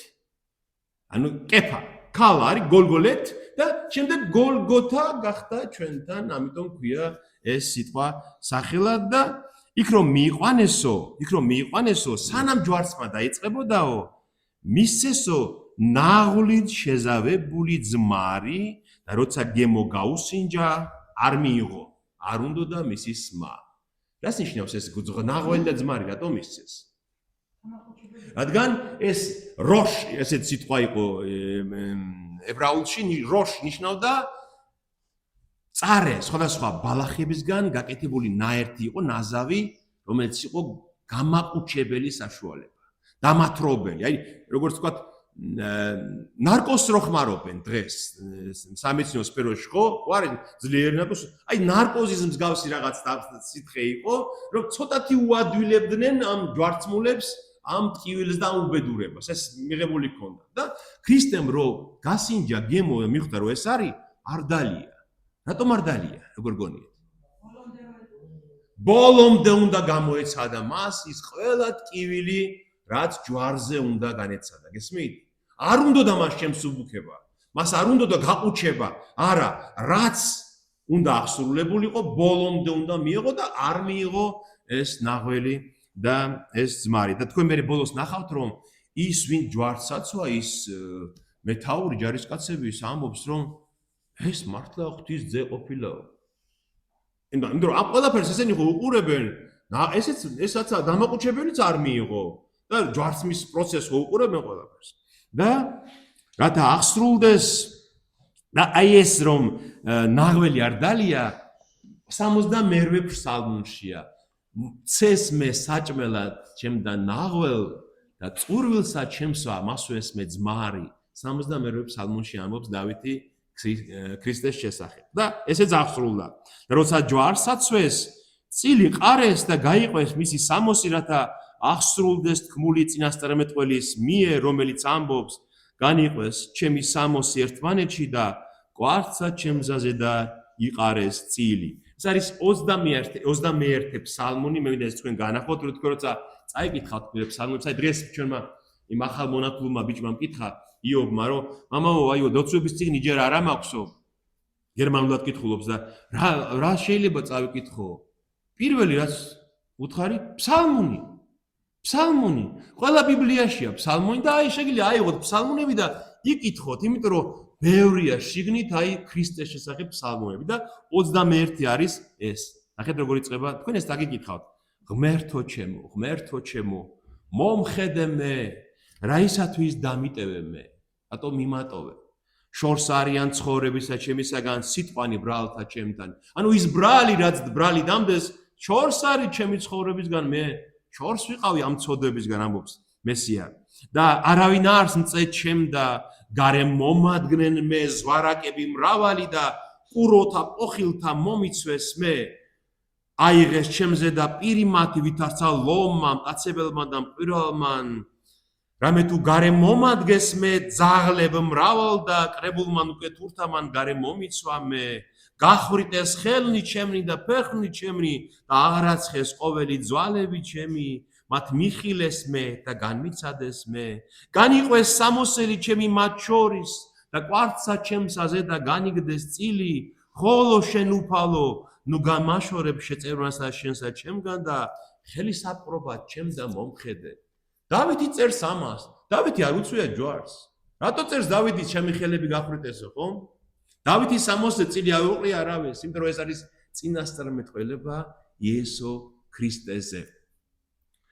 და ეს მოხდა, მაგრამ რა არის საინტერესო ამ ადგილას? ნახეთ როგორ წერია. და როცა ჯვარს აწვეს, წილი ხარისმის 60-ო. თავად ჯვარცმის პროცესი არ არის აღწერილი. რატომ არ არის აღწერილი? აი რომ დააწვინეს ჯვარზე, ლურსმნები დაარტყეს ხელში, ფეხში, ეს ხო არ არის აღწერილი. რატომ არ არის აღწერილი? აი, ხო გაქვთ ნახე ფილმი, ეს ბოლო ფილმი Passion Christi, ეს ბოლო ფილმი რომ არის, მელ გიბსონის. იქ ხო ყველაფერი ნაჩვენებია. და იქ როგორ იცით, აბსოლუტურად აი, როგორ გითხრათ, ემოციურად, გრძნობების დონეზეა ეს ყველაფერი გაკეთებული, ხო?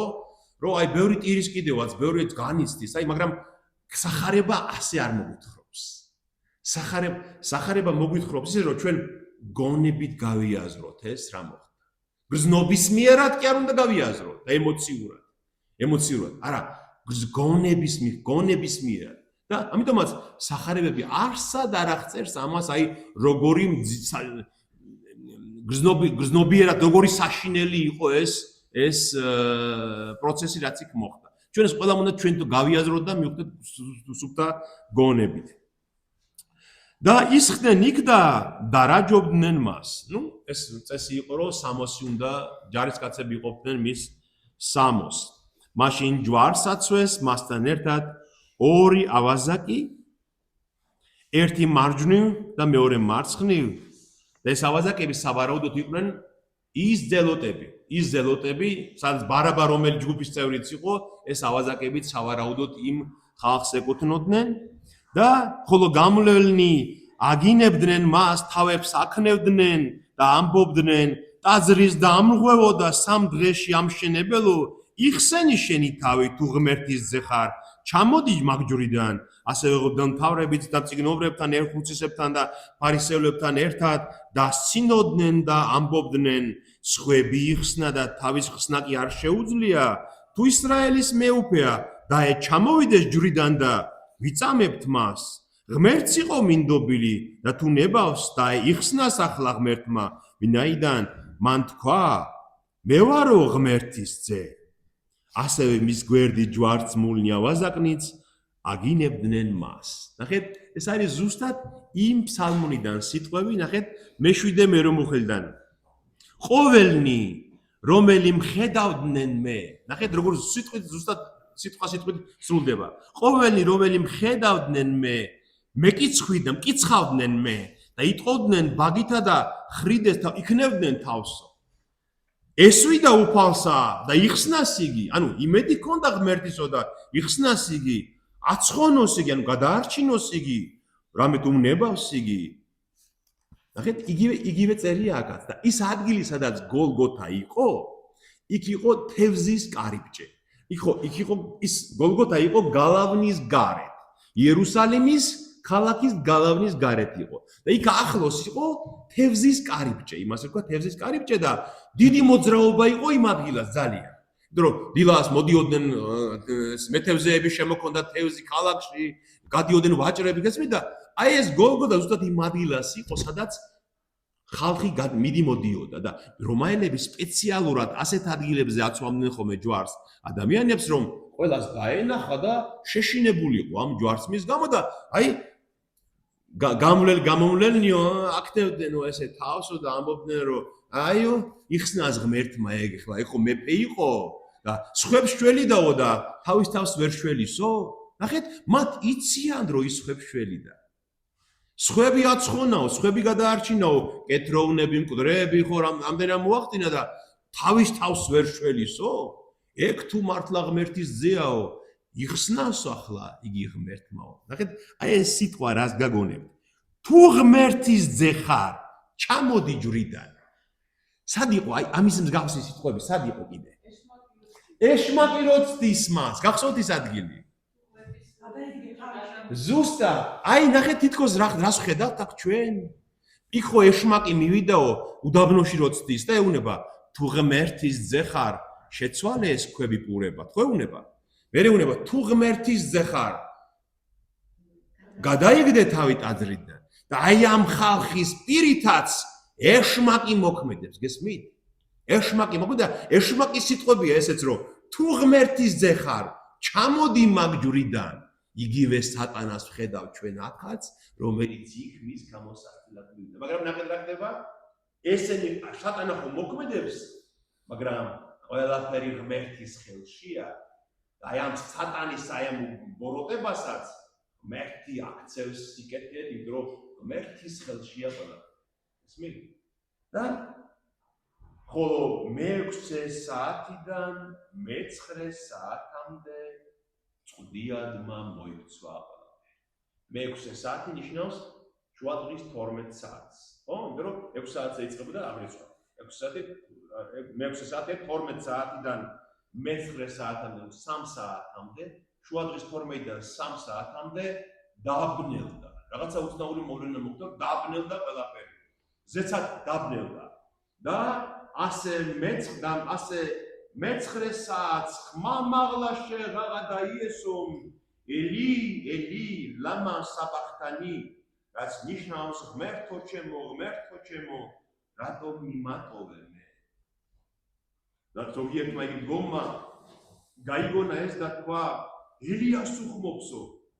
იგი და ისე გაიქცა ერთი მათგანი, აიღო ღრუბელი, ზმრით გაჟღინთა და ლერწამზე წამოაგო და ასმევდა მას.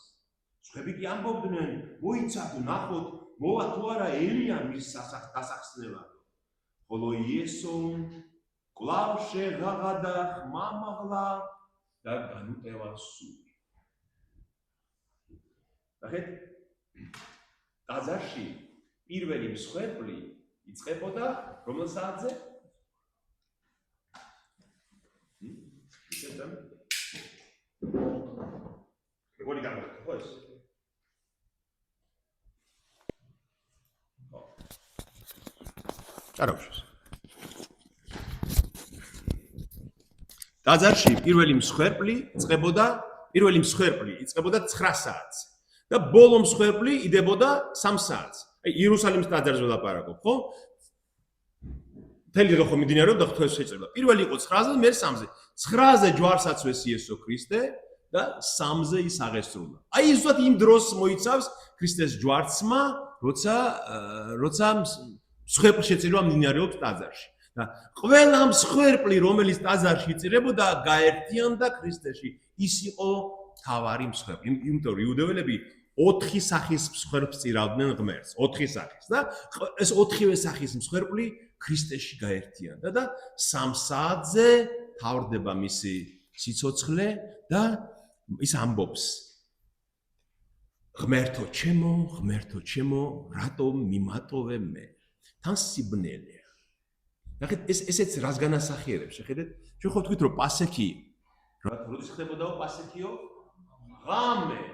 ამიტომაც ის მომაწოდე მეორე მანდროს, აი მანდრო უკეთია გოხსენი, რომ ეს ყობა დაიჭდა და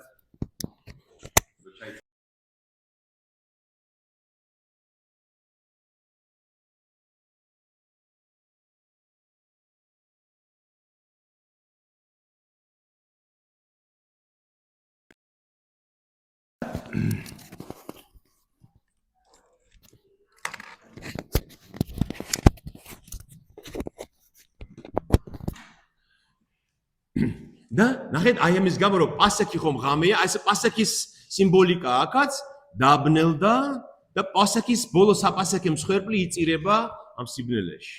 და უფალი მიმართავს ღმერთს, რომ რატომ მიმატოვე მე? რატომ ამობს ამას ქრისტე?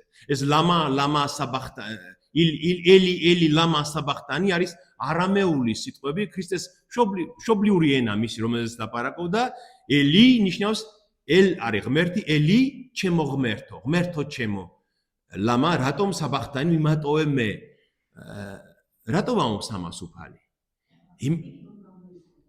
როგორ რატომ ამობს ამას იმიტომ რომ ჯოჯოხეთი რა არის საბოლოოდ ღმერთისგან მიტოვებულობა ხო ჯოჯოხეთი არის ღმერთისგან მიტოვებულობის მდგომარეობა აი ამ სიბნელეში აი ამ ტანჯვაში ამ შეურაცხყოფაში ამ ყველაფერში რაღაც მომენტში მან ესეც განიცადა ჩვენს მაგივრად გესმით მას ესეც განიცადა ჩვენს მაგივრად ესეც განაცდევინა ღმერთმა რას ნიშნავს ღმერთისგან მიტოვებულობა რა თქმა უნდა მასში თვითონ თავად ღმერთი იყო საებრუები და ის ვერ გაშორდებოდა ღმერთს მაგრამ განკაცებულ მდგომარეობაში აი ამ კაცის მდგომარეობაში განკაცებულ მდგომარეობაში მან ესეც განიცადა აი ამ სიმწარეს ამობს რომ ღმერთო ჩემო რატომ მიმატოვე მე და ეს რომ ელი რო თქვა ამათებონათ რომ ელიჰუს ამობსო ელიაჰუ იყო წინასწარ მტყურის სახელი ელიაჰუ და ამ მასში ვერ გაიგეს და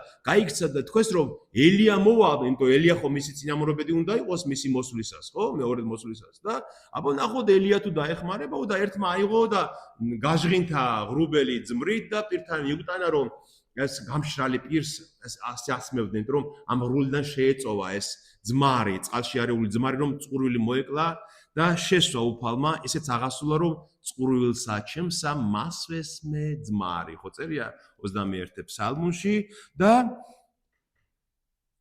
ხმამაღლა შეღაღადა და განუტევა სული აი ეს ძალიან მნიშვნელოვანი ადგილია შეღაღადა რას ნიშნავს თქვა თუ დაიყვირა ხმამაღლა გესმით მაგრამ დაიყვირა იმიტომ რომ იესო ქრისტე დასუსტებისგან კი არ მოკვდა აი წესით იქ ჯვარცმულები აი ამ უჰაერობისგან აი ამ გატემისგან ტკივილისგან სისხლდენისგან ამისგან და უფრო მეტად იხოცებოდნენ რითი იმიტომ რომ ოდესღაც ფეხებში ძალა ერთმეოდათ და ფეხის წვერებზე ეყრდნობოდნენ რომ ეს უნთქათ და ფეხები როცა ვეღარ უძლებს ხელებზე ეკიდები შენ და ხელებზე რო ეკიდები ფიტვებს აღარ შეუულია რომ გაიბეროს ხო იმიტომ რომ სპაზმია დაკიდებული ხარ და აი ამ უჰაერობისგან იხჩობიან პატიმრები ხო და ქრისტე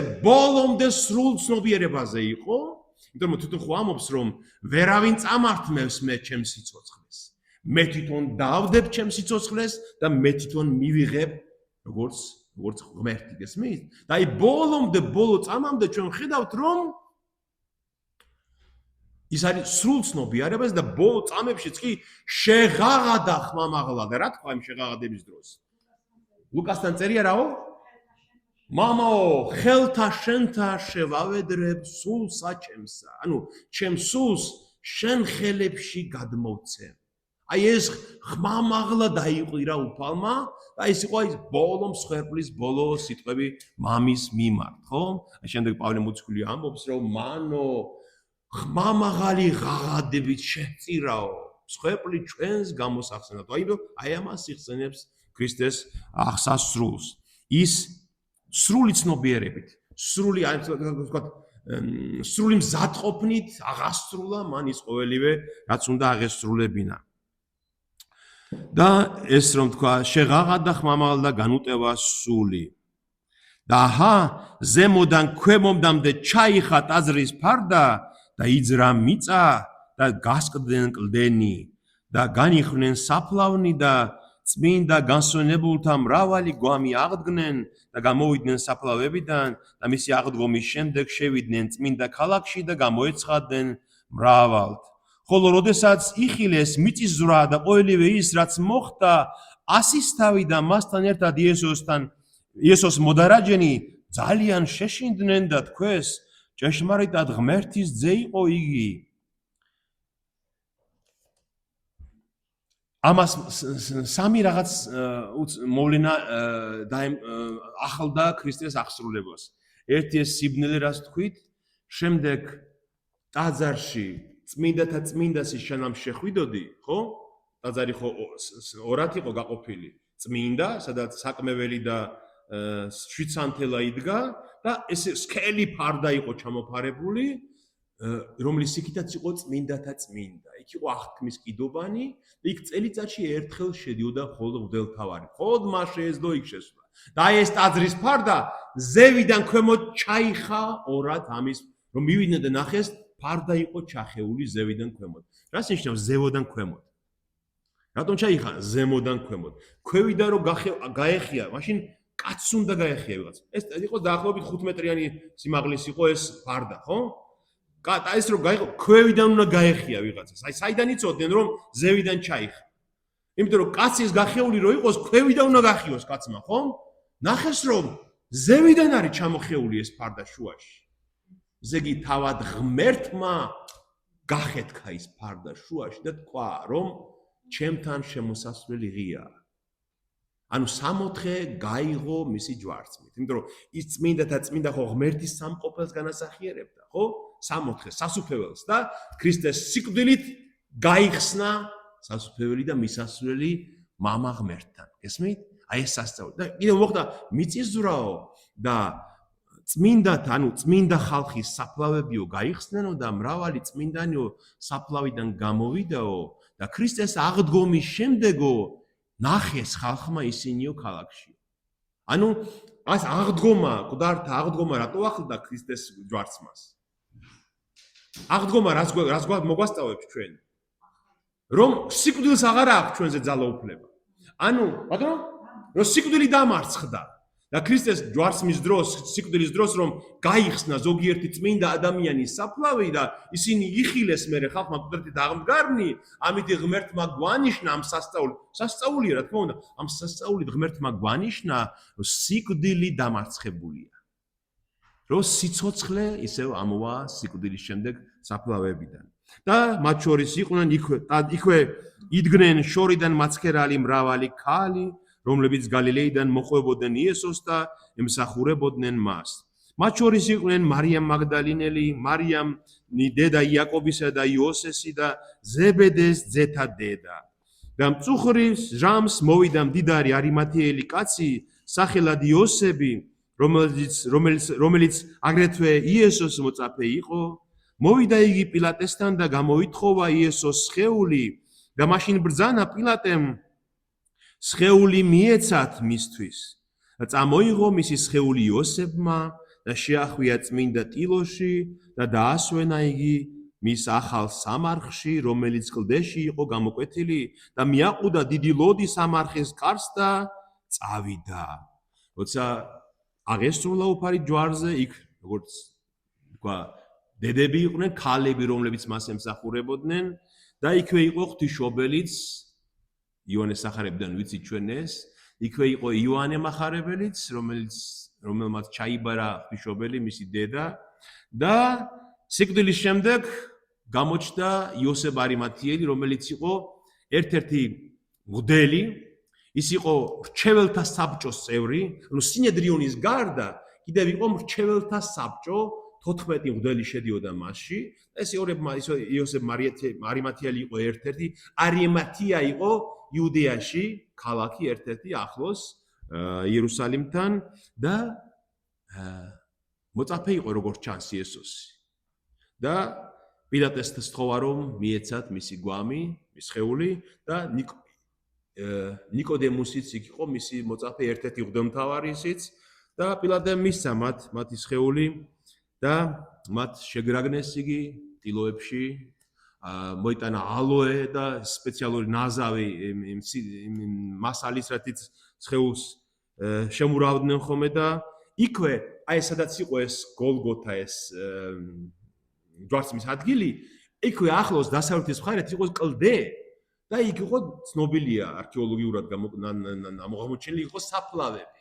როგორც ჩანს იმ კლდეში იოსებ არიმათიელს თავისთვის საკუთარი საფლავი ჰქონდა ნაყიდი და საფლავი იყო მისი, რომელშიც არავინ იყო ჯერ დაკრძალული და იქ დაასვენეს მისი სხეული, იესოს სხეული და მიაგორეს დიდი ლოდი კარებზეო. ესეც მინდა გაჩვენოთ, ნახეთ იესაია წინასწარმეტყველის 53 თავში როგორ არის ნათქვამი? ეს ჯვარცმა ხომ ნახეთ რომ ისე იყო დამახინჯებული და დატანჯული ჩვენს გამო და ბოლოს ეს ჯვარცმის ამბავი ასე მთავრდება ესაია წინასწარმეტყველთან. ამიტომაც მიეცა სამარხი ბოროტეულთა გვერდითო მასო და მდიდართან ერთად იყო თავის სიკვდილში, რადგან სიავე არ ჩაუდენია და მის ბაგეში სისრუე არ ყოფილა. მდიდართან ერთად იყო მის სიკვდილში. ასე ნიშნავს. ვინ იყო მდიდარი?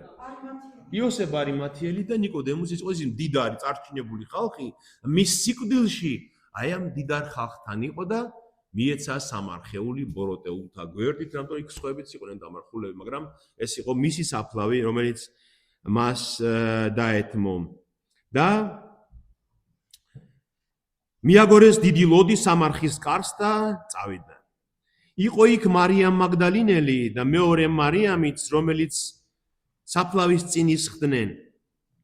ხოლო მეორე დღეს, რომელიც მოსდევს პარასკევს, შეიკრიბნენ მღვდელმთავარნი და ფარისეველი პილატეს კარზე და თქვეს: ბატონო, გაგვახსენდა რომ ამ მაცდურმა სიცოცხლეში თქვა, 3 დღის შემდეგ აღდგებიო.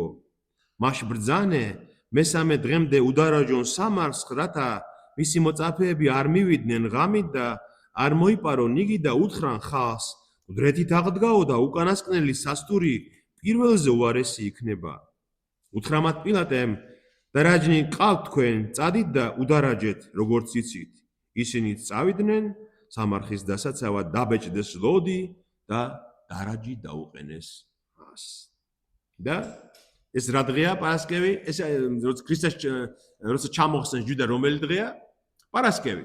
პარასკევი ნახეთ როგორ მოხდა? პარასკევს 3 საათზე აღესრულა უფალი ჯვარზე, ხო? რამდენი საათია დარჩენილი სანამ პარასკევი დამთავრდება? 3 საათია დარჩენილი. 6 საათიდან იწყება უკვე შაბათი. და როცა შაბათი ხო ისეაც დიდი დღე იყო იუდეველებისათვის, ხო? განსვენების დღე, დიდი დღე, უქმობის დღე. და როდესაც პასექი დაემთხვეოდა ხოლმე პარასკევს, ეს განსაკუთრებით დიდი დღე იყო შაბათისა, ამიტომაც ნახეთ პარასკევს პასექი ასე თუ დიდ დღეს ასწაულეს, ქრისტე მოკლეს ამ პასექზე და მისი გვამი, იმიტომ რომ დაწყევლილია ჯვარზე, ხეზე არ უნდა დარჩეს მისი გვამი ღამემდე. თან ეს ღამე ამ ღამეს მოსდევს უკვე მეორე შაბათის დიდი დღე. ამიტომაც სასჩქაროდ, სასწრაფოდ უნდა ჩამოხსნან ჯვრიდან, ამიტომაც ჩამოხსნეს და დააკრძალეს იგი საფლავში. პარასკევი საერთოდ რას ნიშნავს? აი პარასკევი ხო ბერძნული სიტყვა. მომზადებას, ხო? პარასკევი არის მოსამზადებელი დღე შაბათისთვის. ამიტომ პარასკევი იმიტომ ნიშნავს, რომ ვემზადებით შაბათი, ის იუდაური ტრადიციიდან ერთ გადმოშლული ჩვენს ენაში და ეს არის მოსამზადებელი დღე შაბათისთვის, იმიტომ რომ შაბათი დიდი დღე იყო. და მივიდნენ პილატესთან, ამათი მზაკრობა, ბოლო მზაკრობა მღვდელმთავრების რა არის? ოცი დანაშაულს რო ჩაიდენს ადამიანი, მან ხო იცის რომ დანაშაული აქვს ჩადენილი. და შემდეგ ცდილობს რომ ყველანაირად ეს დანაშაული მიაჩუმათოს, მიჩქმალოს, შედეგები დაფაროს, არაფერი არ გამოჩნდეს, შედეგი არ იყოს ამისი, მათ იციან რომ დიდი დანაშაული აქვს ჩადენილი და პილატესთან მიდიან და ეუბნებიან რომ ჯარისკაცები დაუყენეო საფლავს. რადგან მესამე დღეს აღდგებიო, მაგან თქვა. ეს იციან რომ მესამე დღეს მისი თქმით ეს დღეს უნდა აღდგეს. ამიტომაცო ჯარისკაცები დააყენეო რომ გვამი არ მოიპარონო მისიო და არ თქვანო რომ მკვდრეთით აღდგაო და უფრო დიდი საცდურად არ იქცეს მაგისი მოძღვრებაო ხალხისთვის. და პილატე ეუბნება რომ ხო მოგეცით მე თქვენ კოჰორტაო ის ჯვარცმის დროს მიციყო. წადით და უთხარით იმათ რომ დაგძალონ და მართლაც მიიღდნენ და რომაელი ჯარისკაცები იცავენ საფლავს. ეს ისტორიულად დოკუმენტურად ასე არის საყარებაში რომ რომაელი ჯარისკაცები არიან საფლავის მცველნი. აი ამიტომაც იერუსალიმში ცეცხლის გარდამოსვლის რიტუალს რომ ასრულებენ ყოველ აღდგომის წინ ხო გახსოვთ? იქ რატომ არის ხშირად პოლიციის წარმომადგენელი? რას განასახიერებს ის? ხო, იმიტომ რომ წარმართებიდანაც ვიღაცა უნდა იყოს, საერო ძალაუფლებიდანაც ვიღაცა უნდა იყოს, რომელიც საფლავს დარაჯობს, თორე იქ რა უნდა ახლა ისთვის არის იქ რა წესრიგს დაიცავს 1-2 პოლიციელი, არა, მაგრამ იქ უნდა იყოს ვიღაცა ძალაუფლების წარმომადგენელი, იმ სიმბოლიკაა, რომ საფლავს იცავს აღდგომამდე ერთ-ერთი ვიღაცა საერო ხელისუფლების წარმომადგენელი და დაბეჭდეს ლოდი და დარაჯები დაუყენეს მას. ახსოვთ, ის მინდა შევავსო ის, აი იუდამ რატომ გასცა უფალი? აი რა იყო იუდას დანაშაული? რომ იუდა ფიქრობდა, აი ღმერთის გამოცდა ხო ახსენეთ ჩვენ, აი თუ ხარ ძე ღმერთის გადმოხდი სახურავიდან. აი ყველა დანაშაული ღმერთის წინაშე ჩადენილი დანაშაული, აი ამ სამ საფეხურს მოიცავს. ჩვენ ხო ეს ადრეც ვისაუბრეთ ამაზე. რომელ საფეხურს? პირველი, შენ არ ეთანხმები ღმერთის ცნებას და იწყებ ბუზღუნს, ხო? მეორე, შენ იწყებ ღმერთის გამოცდას, თუ ღმერთი ხარ, მაშინ იყოს ესე, მაშინ მომეციეს. და მესამე კიდევ არის ხოლმე სასტური, როცა შენ ამ ქვეყნიურს, ფულს, მატერიალურს ირჩევ ღმერთის მაგივრად, ხო? ეს მირჩევნია მე მირჩევნია ეს ამბობ ესე ადამიანი, რომ ახლა ვცხოვრობ მე და ახლა მინდა მე ეს და ღალატობ ღმერთს. აი ზუსტად ეს იუდაშიც ხედავ ზუსტად ამ სამ რამეს, გესმით? არ ჯერა ის ქრისტე როგორც ლაბაუნს, ჯერ ტანჯვა მელის და მერე დიდება, არა, მასე კი არა, ასე მე როგორც ვამბობ. მასეთ მესიას ვერ მივიღებ. მეორე რა იყო, რომ თუ ხარ ძე ღმრთისა, ვარაუდი ასეთია კიდევ, რომ იუდამ ეს გაცემა მისი იმიტომ დაგეგმა თავადაც, რომ თუ მართლა მეფეა ის იუდეველთა, როგორ დაუშვებს, რომ შეიპყრონ და მოკლა. იუდაც ცდის ღმერთს, გესმით? რომ ისიც თავის შეხედულებაში ხო გაჯიუტებულია, რომ ქრისტე ვერ უნდა მოკლან. ამიტომაც ამბობს, აი რომ გავცემ მას. თუ გამოჩნდება, თუ იმ გეცემანის ბაღში ვერ შეიპყრობენ, მაშინ ყოფილა მესია და თუ შეიპყრობენ, აბა გამოვცადოთ.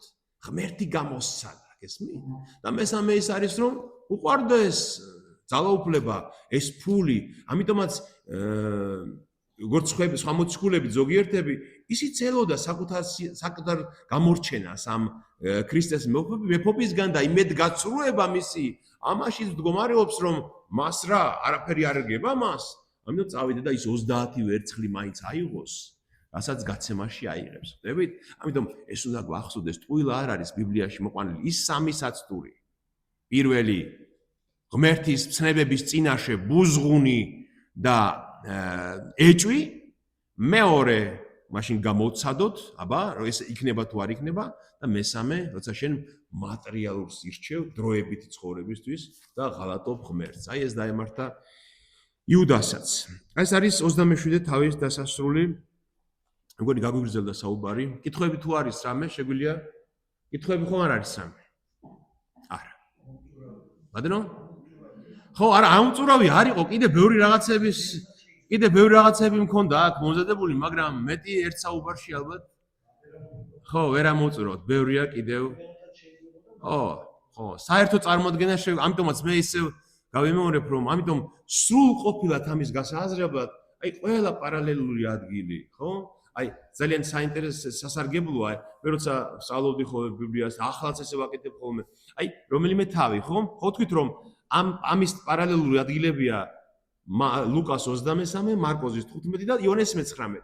შეგიძლიათ დაიდოთ გვერდ ეს ტექსტები და შეადაროთ. და მაშინ ნახეთ, თქვენი თვალსაჩინო უსაზღვროდ გაიზრდება და მთელი სისრულით დაინახავთ ამას, როგორ მოხდა ეს ყველაფერი. დაინახავთ იმ დეტალებს, რომელიც განსხვავებულია, მაგრამ ერთმანეთს კი არ ეწინააღმდეგება, არამედ ავსებს ერთმანეთს, ხო? როგორც იმ ძოწეულის და მეწამულის ფერი, ხო, ერთმანეთს ხო ავსებს და დაინახავთ, რომ ეს ყველაფერი ნამდვილად ასე აღსრულდა, როგორც მოთხრობილია სახარებაში. შემდეგ კვირას გვექნება 22 თავი, რომელიც არის აღდგომას მოგვითხრობს უფლისას და ის უფრო ესეთი დიდებული სადღესასწაულო თავია და არც ამხელა არ იქნება და შემდეგ კვირას დავასრულებთ ამ მათეს სახარების განმარტებას. ჩანაწერები ყველა დევს ჩვენს YouTube არხზე და შეგიძლიათ კიდევ მოусმინოთ და რა ვიცი, ასე რომ ჩვენი რწმენა გაიზრდება და გაძლიერდება. დიდება ღმერთს. მადლობა თქვენ.